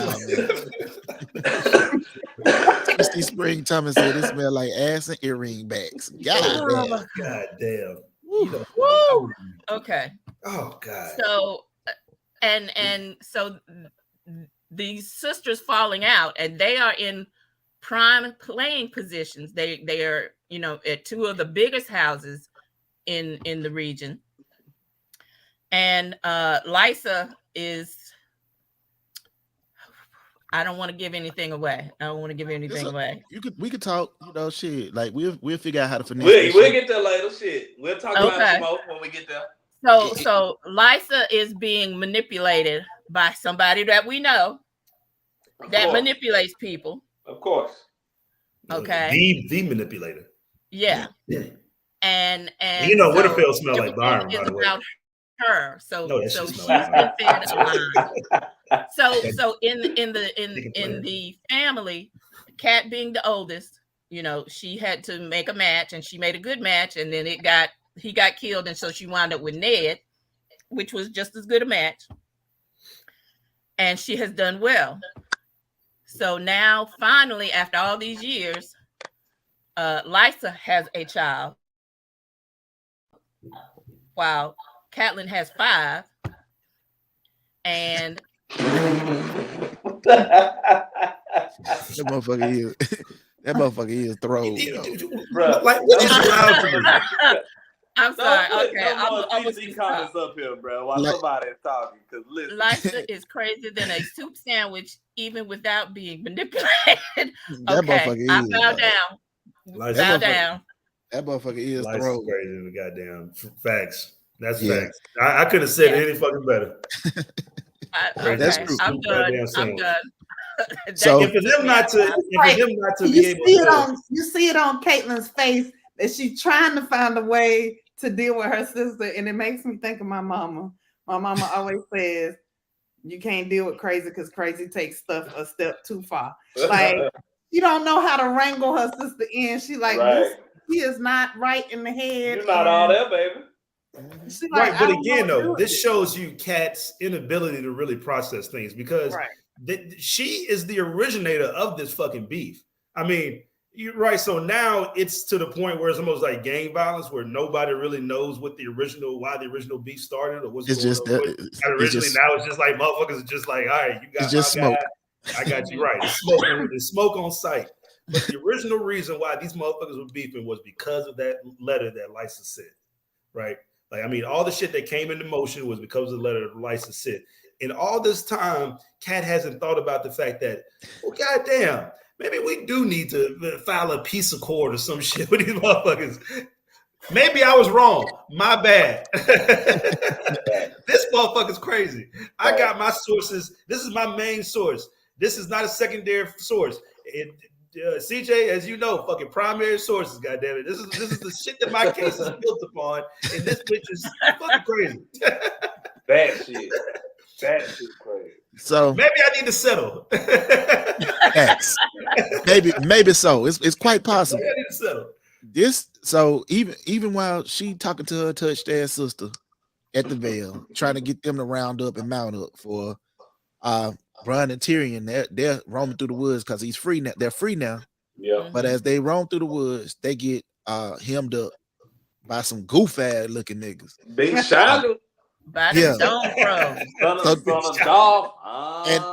And Tyrion, you know what I mean, being the finesse that he is, he lets these niggas know real quick, like, look, y'all relax. Y'all could kill us, but we rich, nigga. You know what I mean? Like, so I can, hey, look, like, nigga, you like this shit? Where you at? Nigga, I'll give it to you. But first, just let me get to where I need to get. So, is there anything significant about that we need to touch on before we move to the next joint? Yeah, so just real quick, Tyrion and Bronn's conversation is always top tier when they're just by themselves talking. Man. You know, because their relationship is quid pro quo, but from that they built this kind of actually the realest friendship in the fucking whole kingdom, right? Because they know that it's quid pro quo.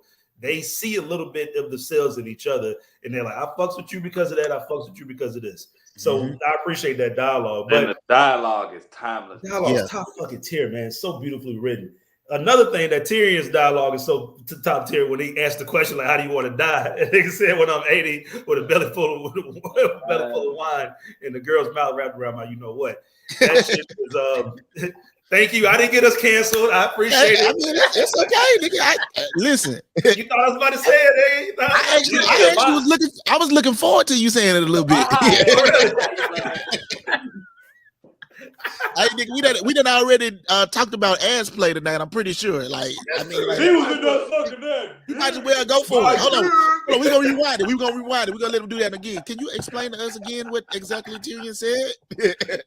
My cock. Jamila said it. Hold on. What's that word? So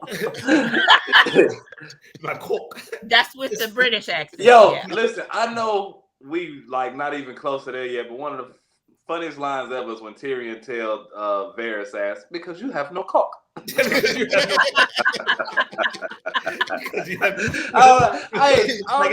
is like, I know, I got it. Nigga talked about, but Tyrion was basically like, nigga, I don't trust you because you have no cock. But the other little significance with those, and so the other little significance. We saw a lot of that in these two episodes. We saw the guy who tried to kill Daenerys. We saw all of his business. Oh my god! So we see all the Hodor business. Right. I was like, okay. So wait, so real quick, and so the other little thing about that conversation is that the Lannisters sometimes when they throw out that gold money talk shit too much, they get cut, right? And that was sort of a prelude or a foreshadowing into Jaime and his situation later on down the road as far as like they talking that big money talk road or got me like. Mama spit this water out, man. Oh shit! For the people at home who cannot see this shit, Jamila Cooper said, "Hodor got that meats like Arby's, nigga." Hey, bro, Hodor's walking around like nigga, you know what time it is. Listen, man, bro, Jamila, Ashley, and fucking Cece, they've been wilding. They've been wilding today. Man, y'all crazy. That nigga Hodor. And Celeste ass. She's the wild. That nigga Hodor got a door stop, don't it? So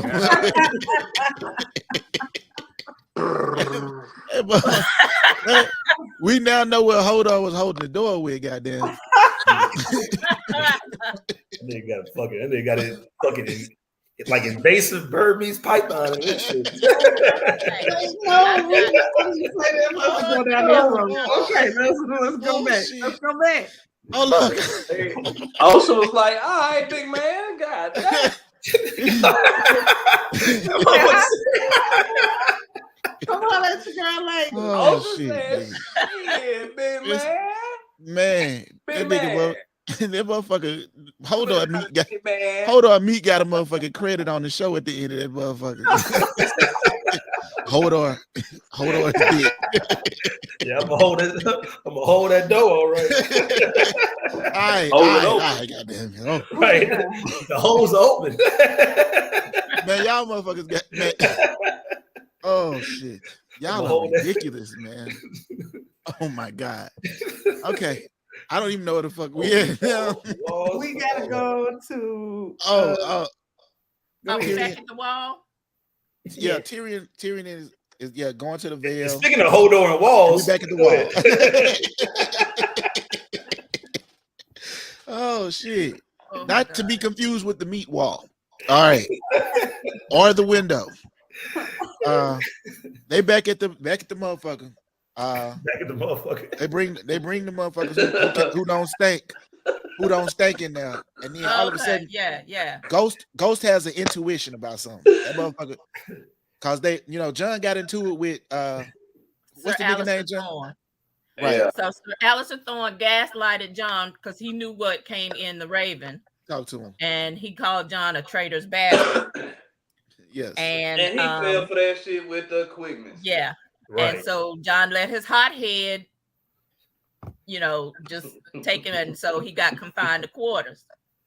So as he's in there, and it's later at night, all of a sudden Ghost gets real antsy. Little puppy Ghost. Ghost so little. And so Ghost, starts going around the scaffolding and whatever, and goes to the Lord Commander's quarters, which are like across the scaffolding. And they go in there, and the Lord Commander, I guess he's in the back of his privy. I don't know, but he's not in the main room part. And so Jon is creeping around, and all of a sudden the door slams, and it's one of the dead dudes. And he gets Jon, and he throws him around like he's a rag doll. And then the commander comes in, and Jon has stuck him several times with his sword and with his short knife and with his broadsword, and it ain't done everything. Yeah. And this dude keeps getting up. And the Lord Commander comes in, and he's got a lantern, and Jon grabs it. It burns his hands, but he throws it on him, and the dude bursts into flames, and that's how they kill him. And so now they do know that fire kills them dead for real. So when they reanimate, you got to burn them up. Okay, go ahead.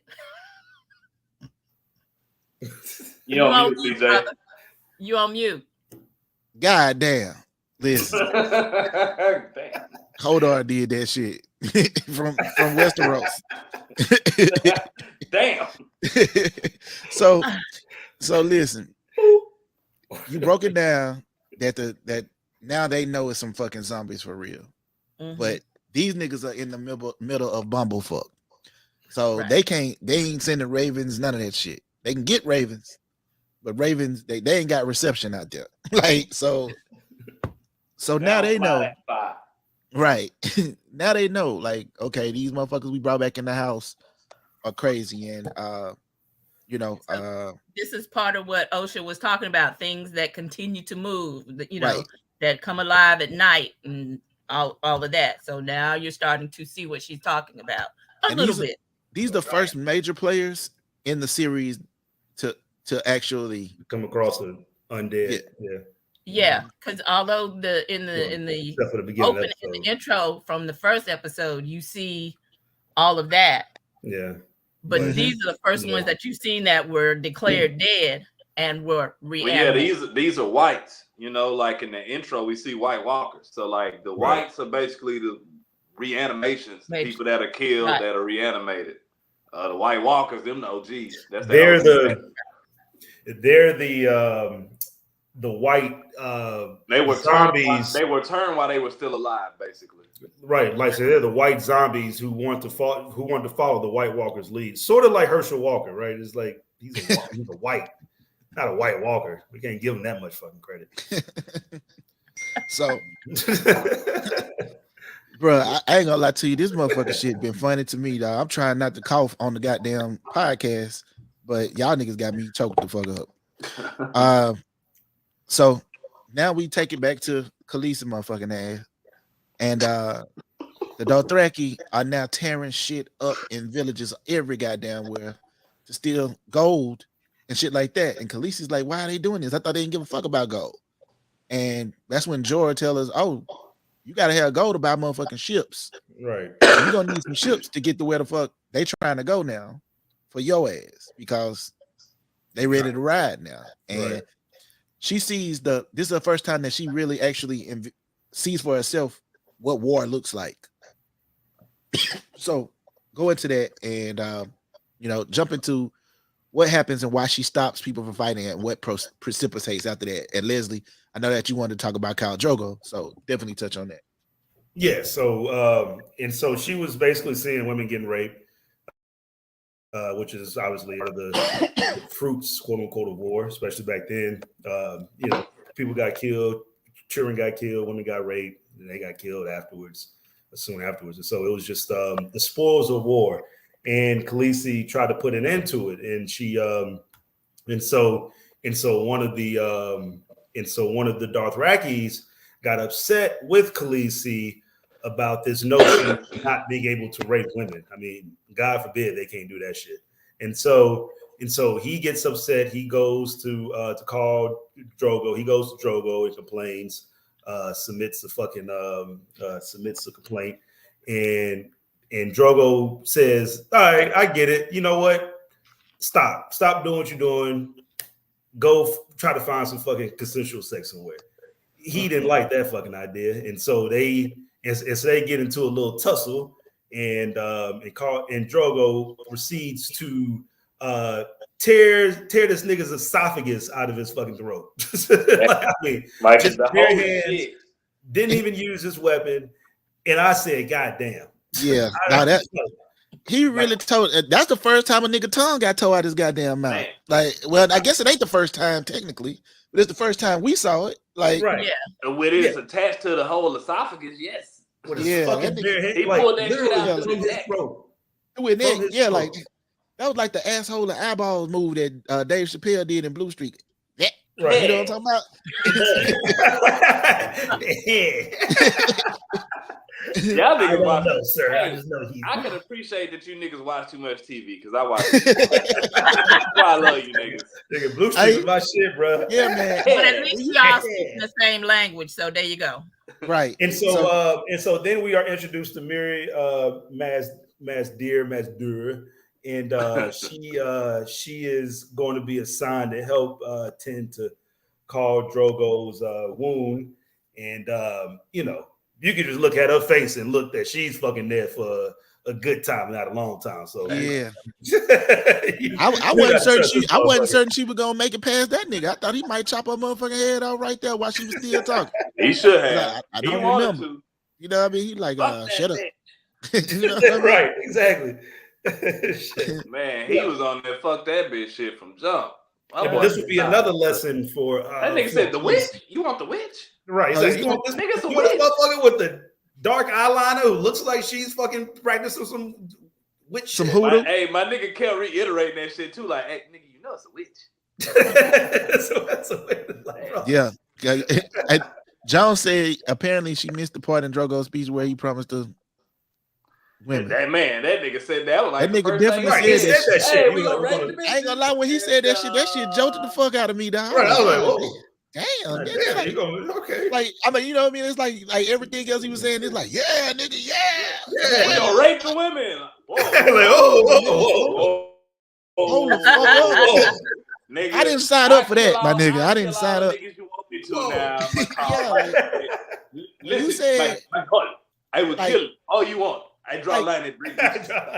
When you said we was gonna cut their goats' asses off, I was with you, my nigga. Like, you know what I'm saying? I was with you up until just right about then, my nigga. I don't. Man. It's like, sir, right, like red flag, sir. It sounded kind of rapey right now. Yeah, like, whoa, whoa, nigga. Like, I'm with you on tearing motherfuckers' tongue through their esophagus, nigga. Like, hey. But this other shit, nigga, like, man, no. Khaleesi went in there like Super Saber Ho though. She was like, "Hey, they running trains on bitches down here. I want to put a stop to that." She like, look, We cannot have this on my watch. But you also get to see like Khaleesi's like this is the beginning of the, you know, like I'm trying not to jump ahead, but her mindset that this is who she's going to be in her mind. What you mean? You know It's what I like mean? the beginning of them fucking up her character arc for no reason. I'm sorry. She's the breaker of chains. Khaleesi is the breaker of chains. Like she don't want to take slaves. She wants to allow people to, you know. So I can't wait to get to 8. Goddamn it! God, hey. Oh, I cannot fucking wait. Where the fuck we at, man? I'm lost now. After that, so now we're back in the north after Robb has called the banners. Yes. Are we there? Yes. Lord Umber. We had Lord Umber. And that shit was lit when the Ravens went out though. When he called the motherfuckers and all the goddamn Ravens went everywhere. Yes. No, that was gangster. That was gangster, nigga. That was what we called the group chat these days, or the mass text. It was it was a mass email. Hey, open all BCC on there. Nigga. Don't even, nigga. Just open the cages, nigga. Don't even put no notes on them. Ravens was flying from every goddamn way. They know what's up, nigga. These the war ravens, nigga. What happened to that? What happened to that boy? They say the breaker of chains and the barbecue of cities. Oh my god! Fuck. Y'all are gonna give me a headache. So, I ain't gonna lie, man. I needed this last tonight, man. Y'all bringing in 2023, right? Goddamn it! This that real motherfucking watch them thrones, right? This the motherfucking shit. Nigga, we was tired at the end of 2022. Niggas was kind of, you know what I mean? I told you, our motherfucking moonwalk wasn't quite moonwalking, but you could tell we got a pep in our stuff tonight. Goddamn it! Yeah, so, back, bitch, back. So now we got Robb, who's called all the banners, and so they are in the Great Hall at Winterfell. And Big Jon Umber bringing his BDE, his big dick energy in there, because he's a huge man. And he's like, who are you to call all of us here? You know, and so Robb has to, you know, show that he got the bigger balls. So Big Jon Umber still talking that talk, talking about this boy is so green he pisses grass. I'm like, wow. That's a pretty good line. That's a pretty good line. That was cold. Yeah, that was cold. And then what happens? Right. That part. Robb gives Grey Wind the signal, and Grey Wind goes and has a couple of fingers. Man, I don't even think he had to send Grey Wind on go. Grey Wind just like, nigga, I smell smoke, so nigga, I went. Right. Yeah. That nigga took that nigga fingers out that bitch. That nigga stood up and laughed about it like, oh, that's some crazy shit. Yeah. And then, you know, then it's like, Robb is all cool and everything. He was like, he wasn't pulling out his sword. Lord Umber was about to cut my meat for me. Yo, meat. Yeah. So then, you know, then he bust out laughing. I'm like, wow.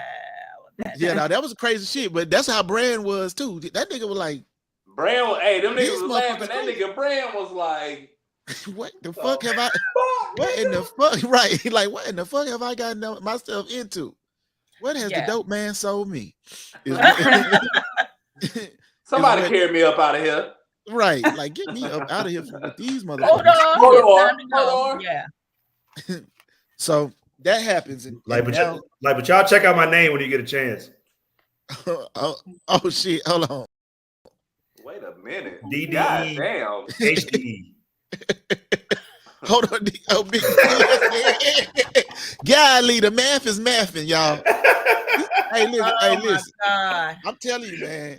I just gotta say that it is now officially HDE, nigga.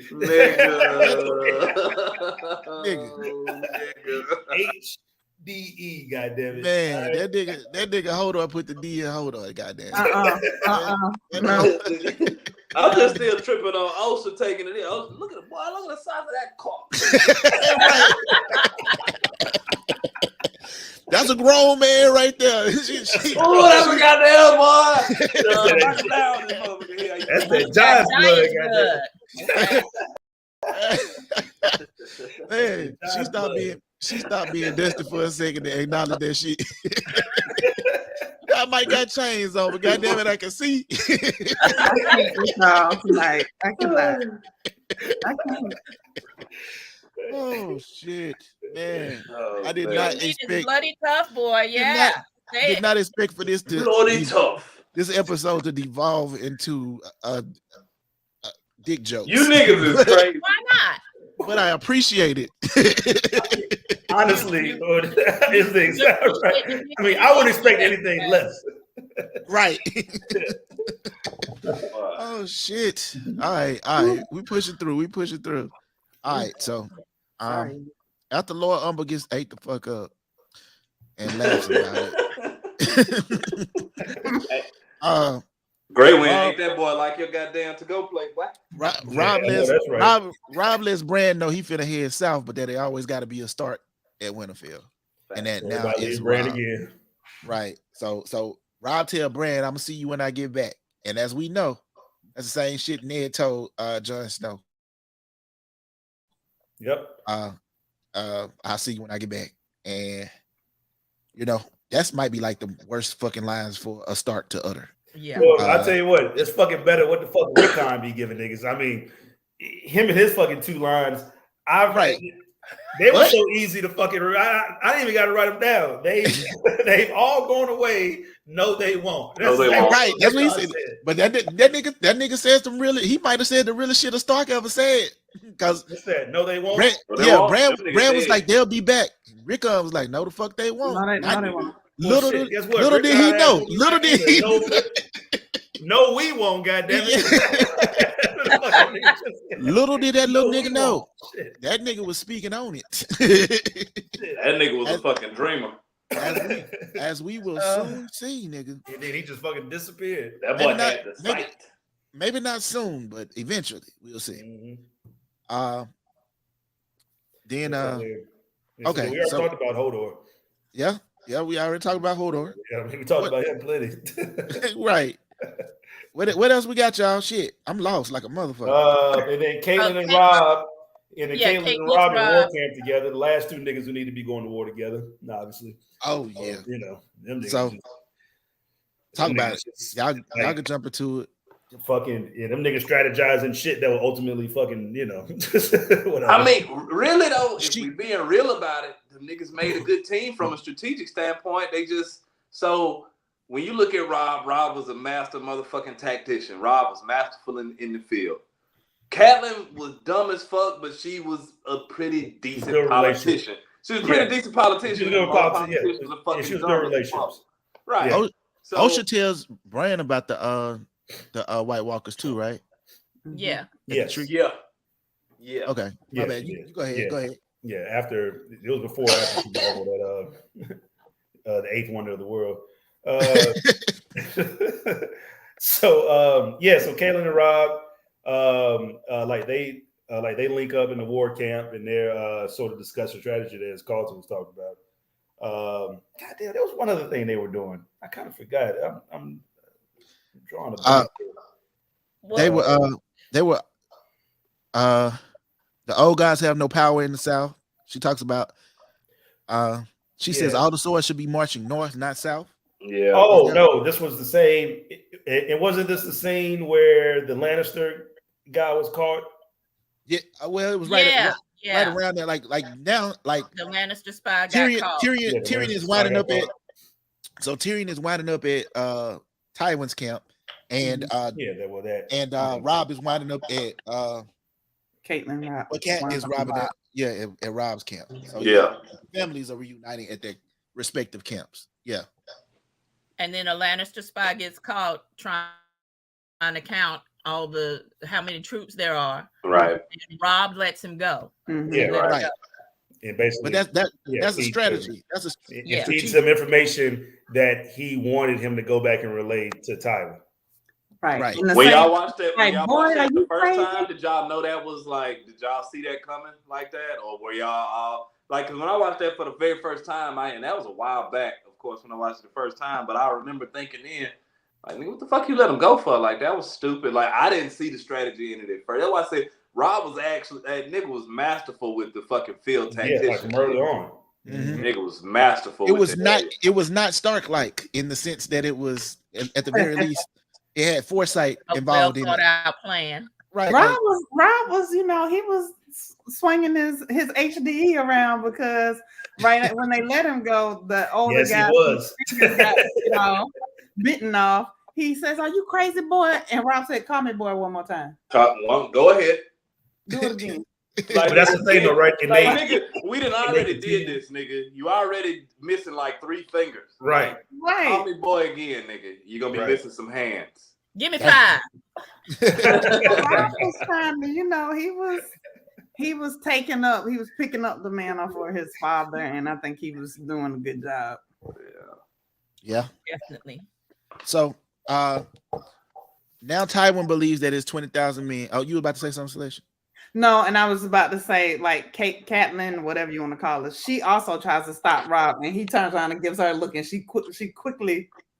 Oh, let me sit my head down. She basically tells him that they got one option because Rob was like, "I'm gonna go to the motherfucking King's Landing and bend the knee," and she like, "No, nigga, you can't go bend the knee. They can go let your ass leave there." You know what I mean? Leave like, alive, nigga. You ain't leaving that motherfucker alive if you bend the knee up in that bitch. So the only way you gonna get your daddy back and save the rest of our family is if you take them motherfuckers. Like we gotta go get them. And so now Tywin is of the mindset because the information has been relayed back to him that not Jon Snow, but Robb Stark is coming for him. Mm-hmm. When in actuality, he's taking the other plan that Umber suggested about them going to River Run, right? And attacking Jaime. Is that correct? Am I right in what he really plans to do? And he don't say that out loud, but that's coming. Yeah, like so that's coming eventually. So what was happening is that Tyrion walks into the Lannister camp with his little, like sub army there. Yeah, and then he approaches his father to sort of introduce him to the fucking wildlings of the to the wildlings south of the wall. That's what I like to fucking call them. Right. And so then they receive the news that that Robb is coming with his 20,000 men.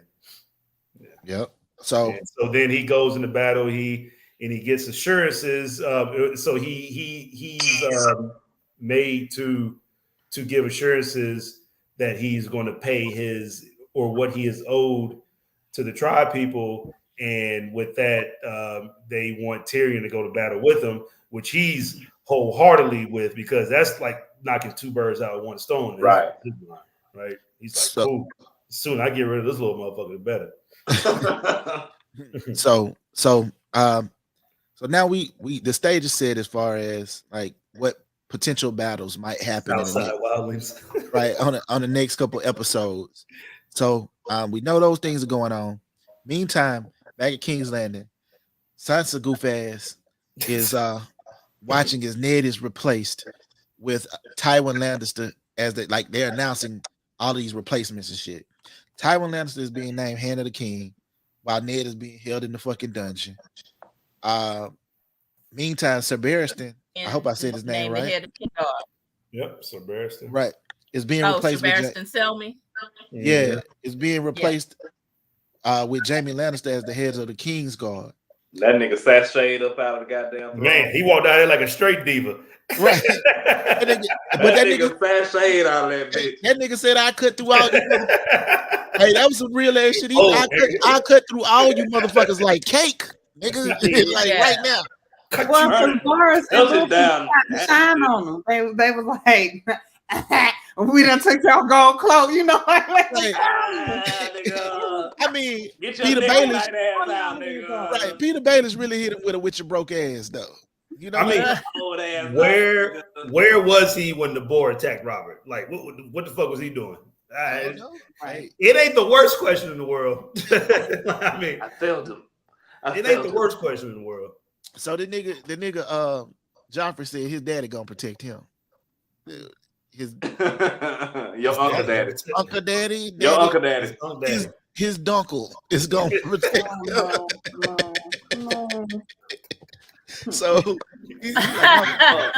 my dunkle got me, nigga. So Sansa comes before Joffrey goof ass, and she with that fucking Cersei hair. Right, and her goof ass bends the knee, asking for mercy. And I at that moment, I'm like, you know what? I appreciate that she ain't got no choice in the matter, really. Yeah. Yeah. So she's so pitiful, though. She's so pitiful. She's so powerless. She doesn't have to play the game. They were giving him milk and the puppy. They gave him too much milk of the puppy. That nigga was on that shit, man.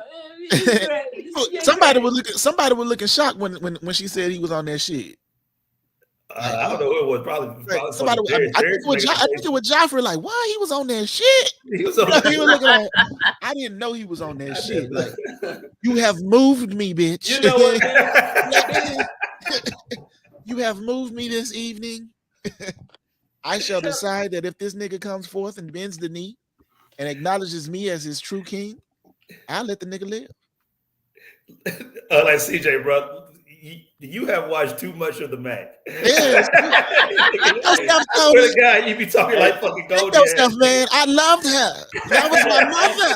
He ain't been that able was to my mother. I love that woman, man. That nigga ain't been able to come out of it since goddamn we've talking about Littlefinger making the whole play with ass. Right. Play with a booty, bitch. Play with a booty. He been pimping ever since. Play with a booty as I reminisce. I'm sorry, y'all. Listen. Oh my God. I am sowing my royal oats right now, my nigga. You said play with a booty while I reminisce.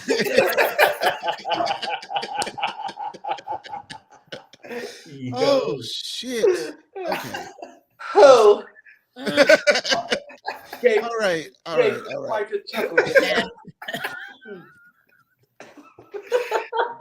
I think somebody earlier said, "Oh, don't be sorry." Somebody said, "Oh, don't be sorry. Be careful." God damn. Y'all niggas stupid, man. Be sorry. So Joffrey basically sets the ultimatum: if Ned Stark bends the knee and acknowledges him as the true king, he will show mercy on Ned. Show mercy. That's the key term there. Show mercy. Show mercy. And the thing that we all know about Ned Stark at this point is, even if you ain't seen episode 9 yet, you know what he ain't gonna do. Or at least that's what I mean. Like, you know what he ain't gonna do. He showed his own version of mercy because in Joffrey's way, I mean, shit, Joffrey want to fucking, his version of a good time is some Ramsay Bolton shit, which was right. He wanted to torture a nigga. So that is, y'all. That's episode 8, episode 7 in a motherfucking nutshell. I mean, I guess we could talk about what the fuck we expect, but we have seen this shit already. So let me ask y'all this though, like going again, like if you can remember going through this shit for the first time, like when you're going from 8 to 9, Ned's locked up, he's in this dungeon. Like, what are your thoughts the first time watching this and seeing like, okay, they got him locked up, robbed him, like to me at this point when I'm first watching this, I'm like, oh, okay, rob them, they finna march down, break him out. Like, to me it was almost like cut and dry, like, okay, this is, some dungeons and swords and shit, but they gonna march down and break him out. Like seeing this shit for the first time, I had no idea. I hadn't read the books at that point in time, so I had no idea like what was actually coming in the next episode. Like, what were y'all thoughts and heads at leaving episode 8? Before we get to 9. Shit, heads definitely. So my first time watching this, I was spoiled by what happens in season 1, but I didn't know what happened after that. And so, definitely the Robb part was like, oh, okay, so Robb is like coming. This shit is about to be like on some war type battle war in King's Landing. Like it's about to get real. So that's what I thought. I thought that Robb was going to be the main protagonist. Yeah, same. Throughout the remainder of the same. The show. Yeah, I did too. Anybody else want to speak on that?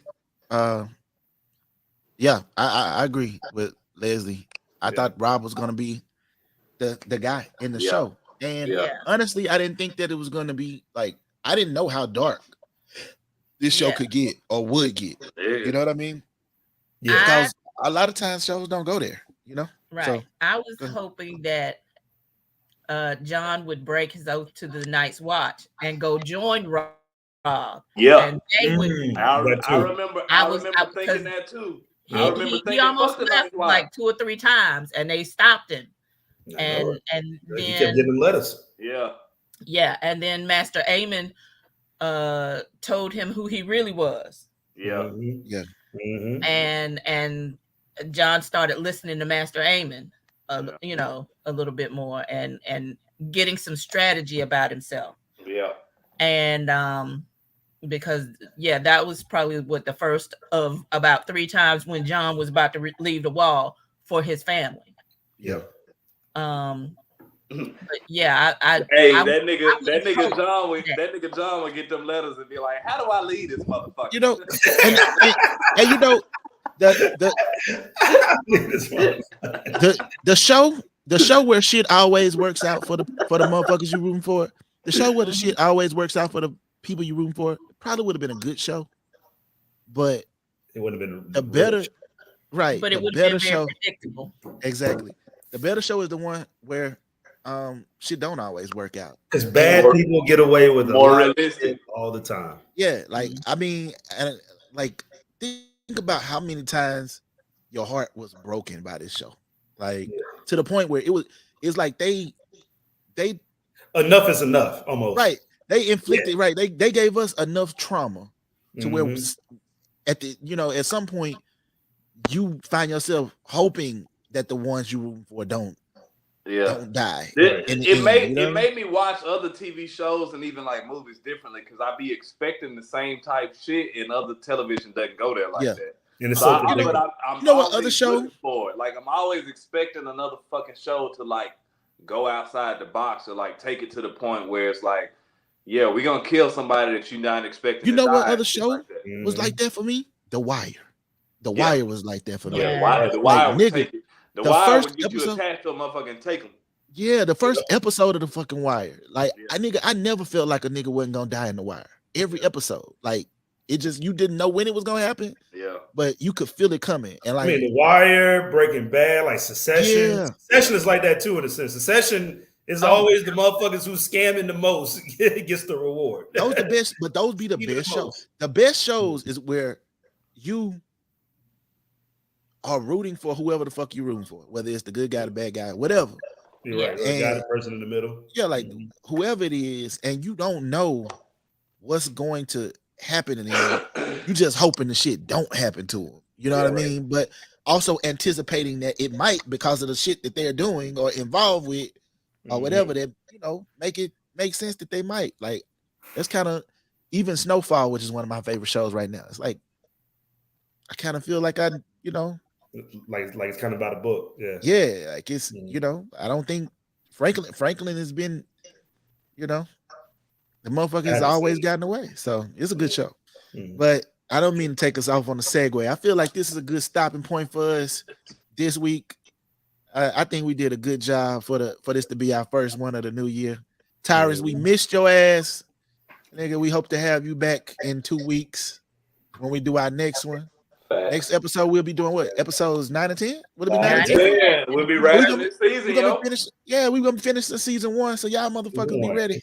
Oh, we gotta turn up for 9 and 10. Yeah, we turn up for 9 and 10. Episode 7 was good. I think episode 8 was kind of anticlimactic. It was kind of filler. It was kind of filler episode. Connect the show. 9 and 10 is lit, both of them. Yeah, 9 and 10. So we gonna turn up for that one. You know what I'm saying?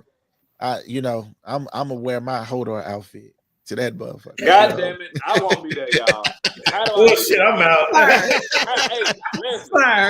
Motherfucker. What? That shit gonna take up the whole street. How do you lead this motherfucker, man? Look, man, we'll see y'all niggas next week, man. Bye, y'all. Peace, niggas. Good night. How do you lead this motherfucker?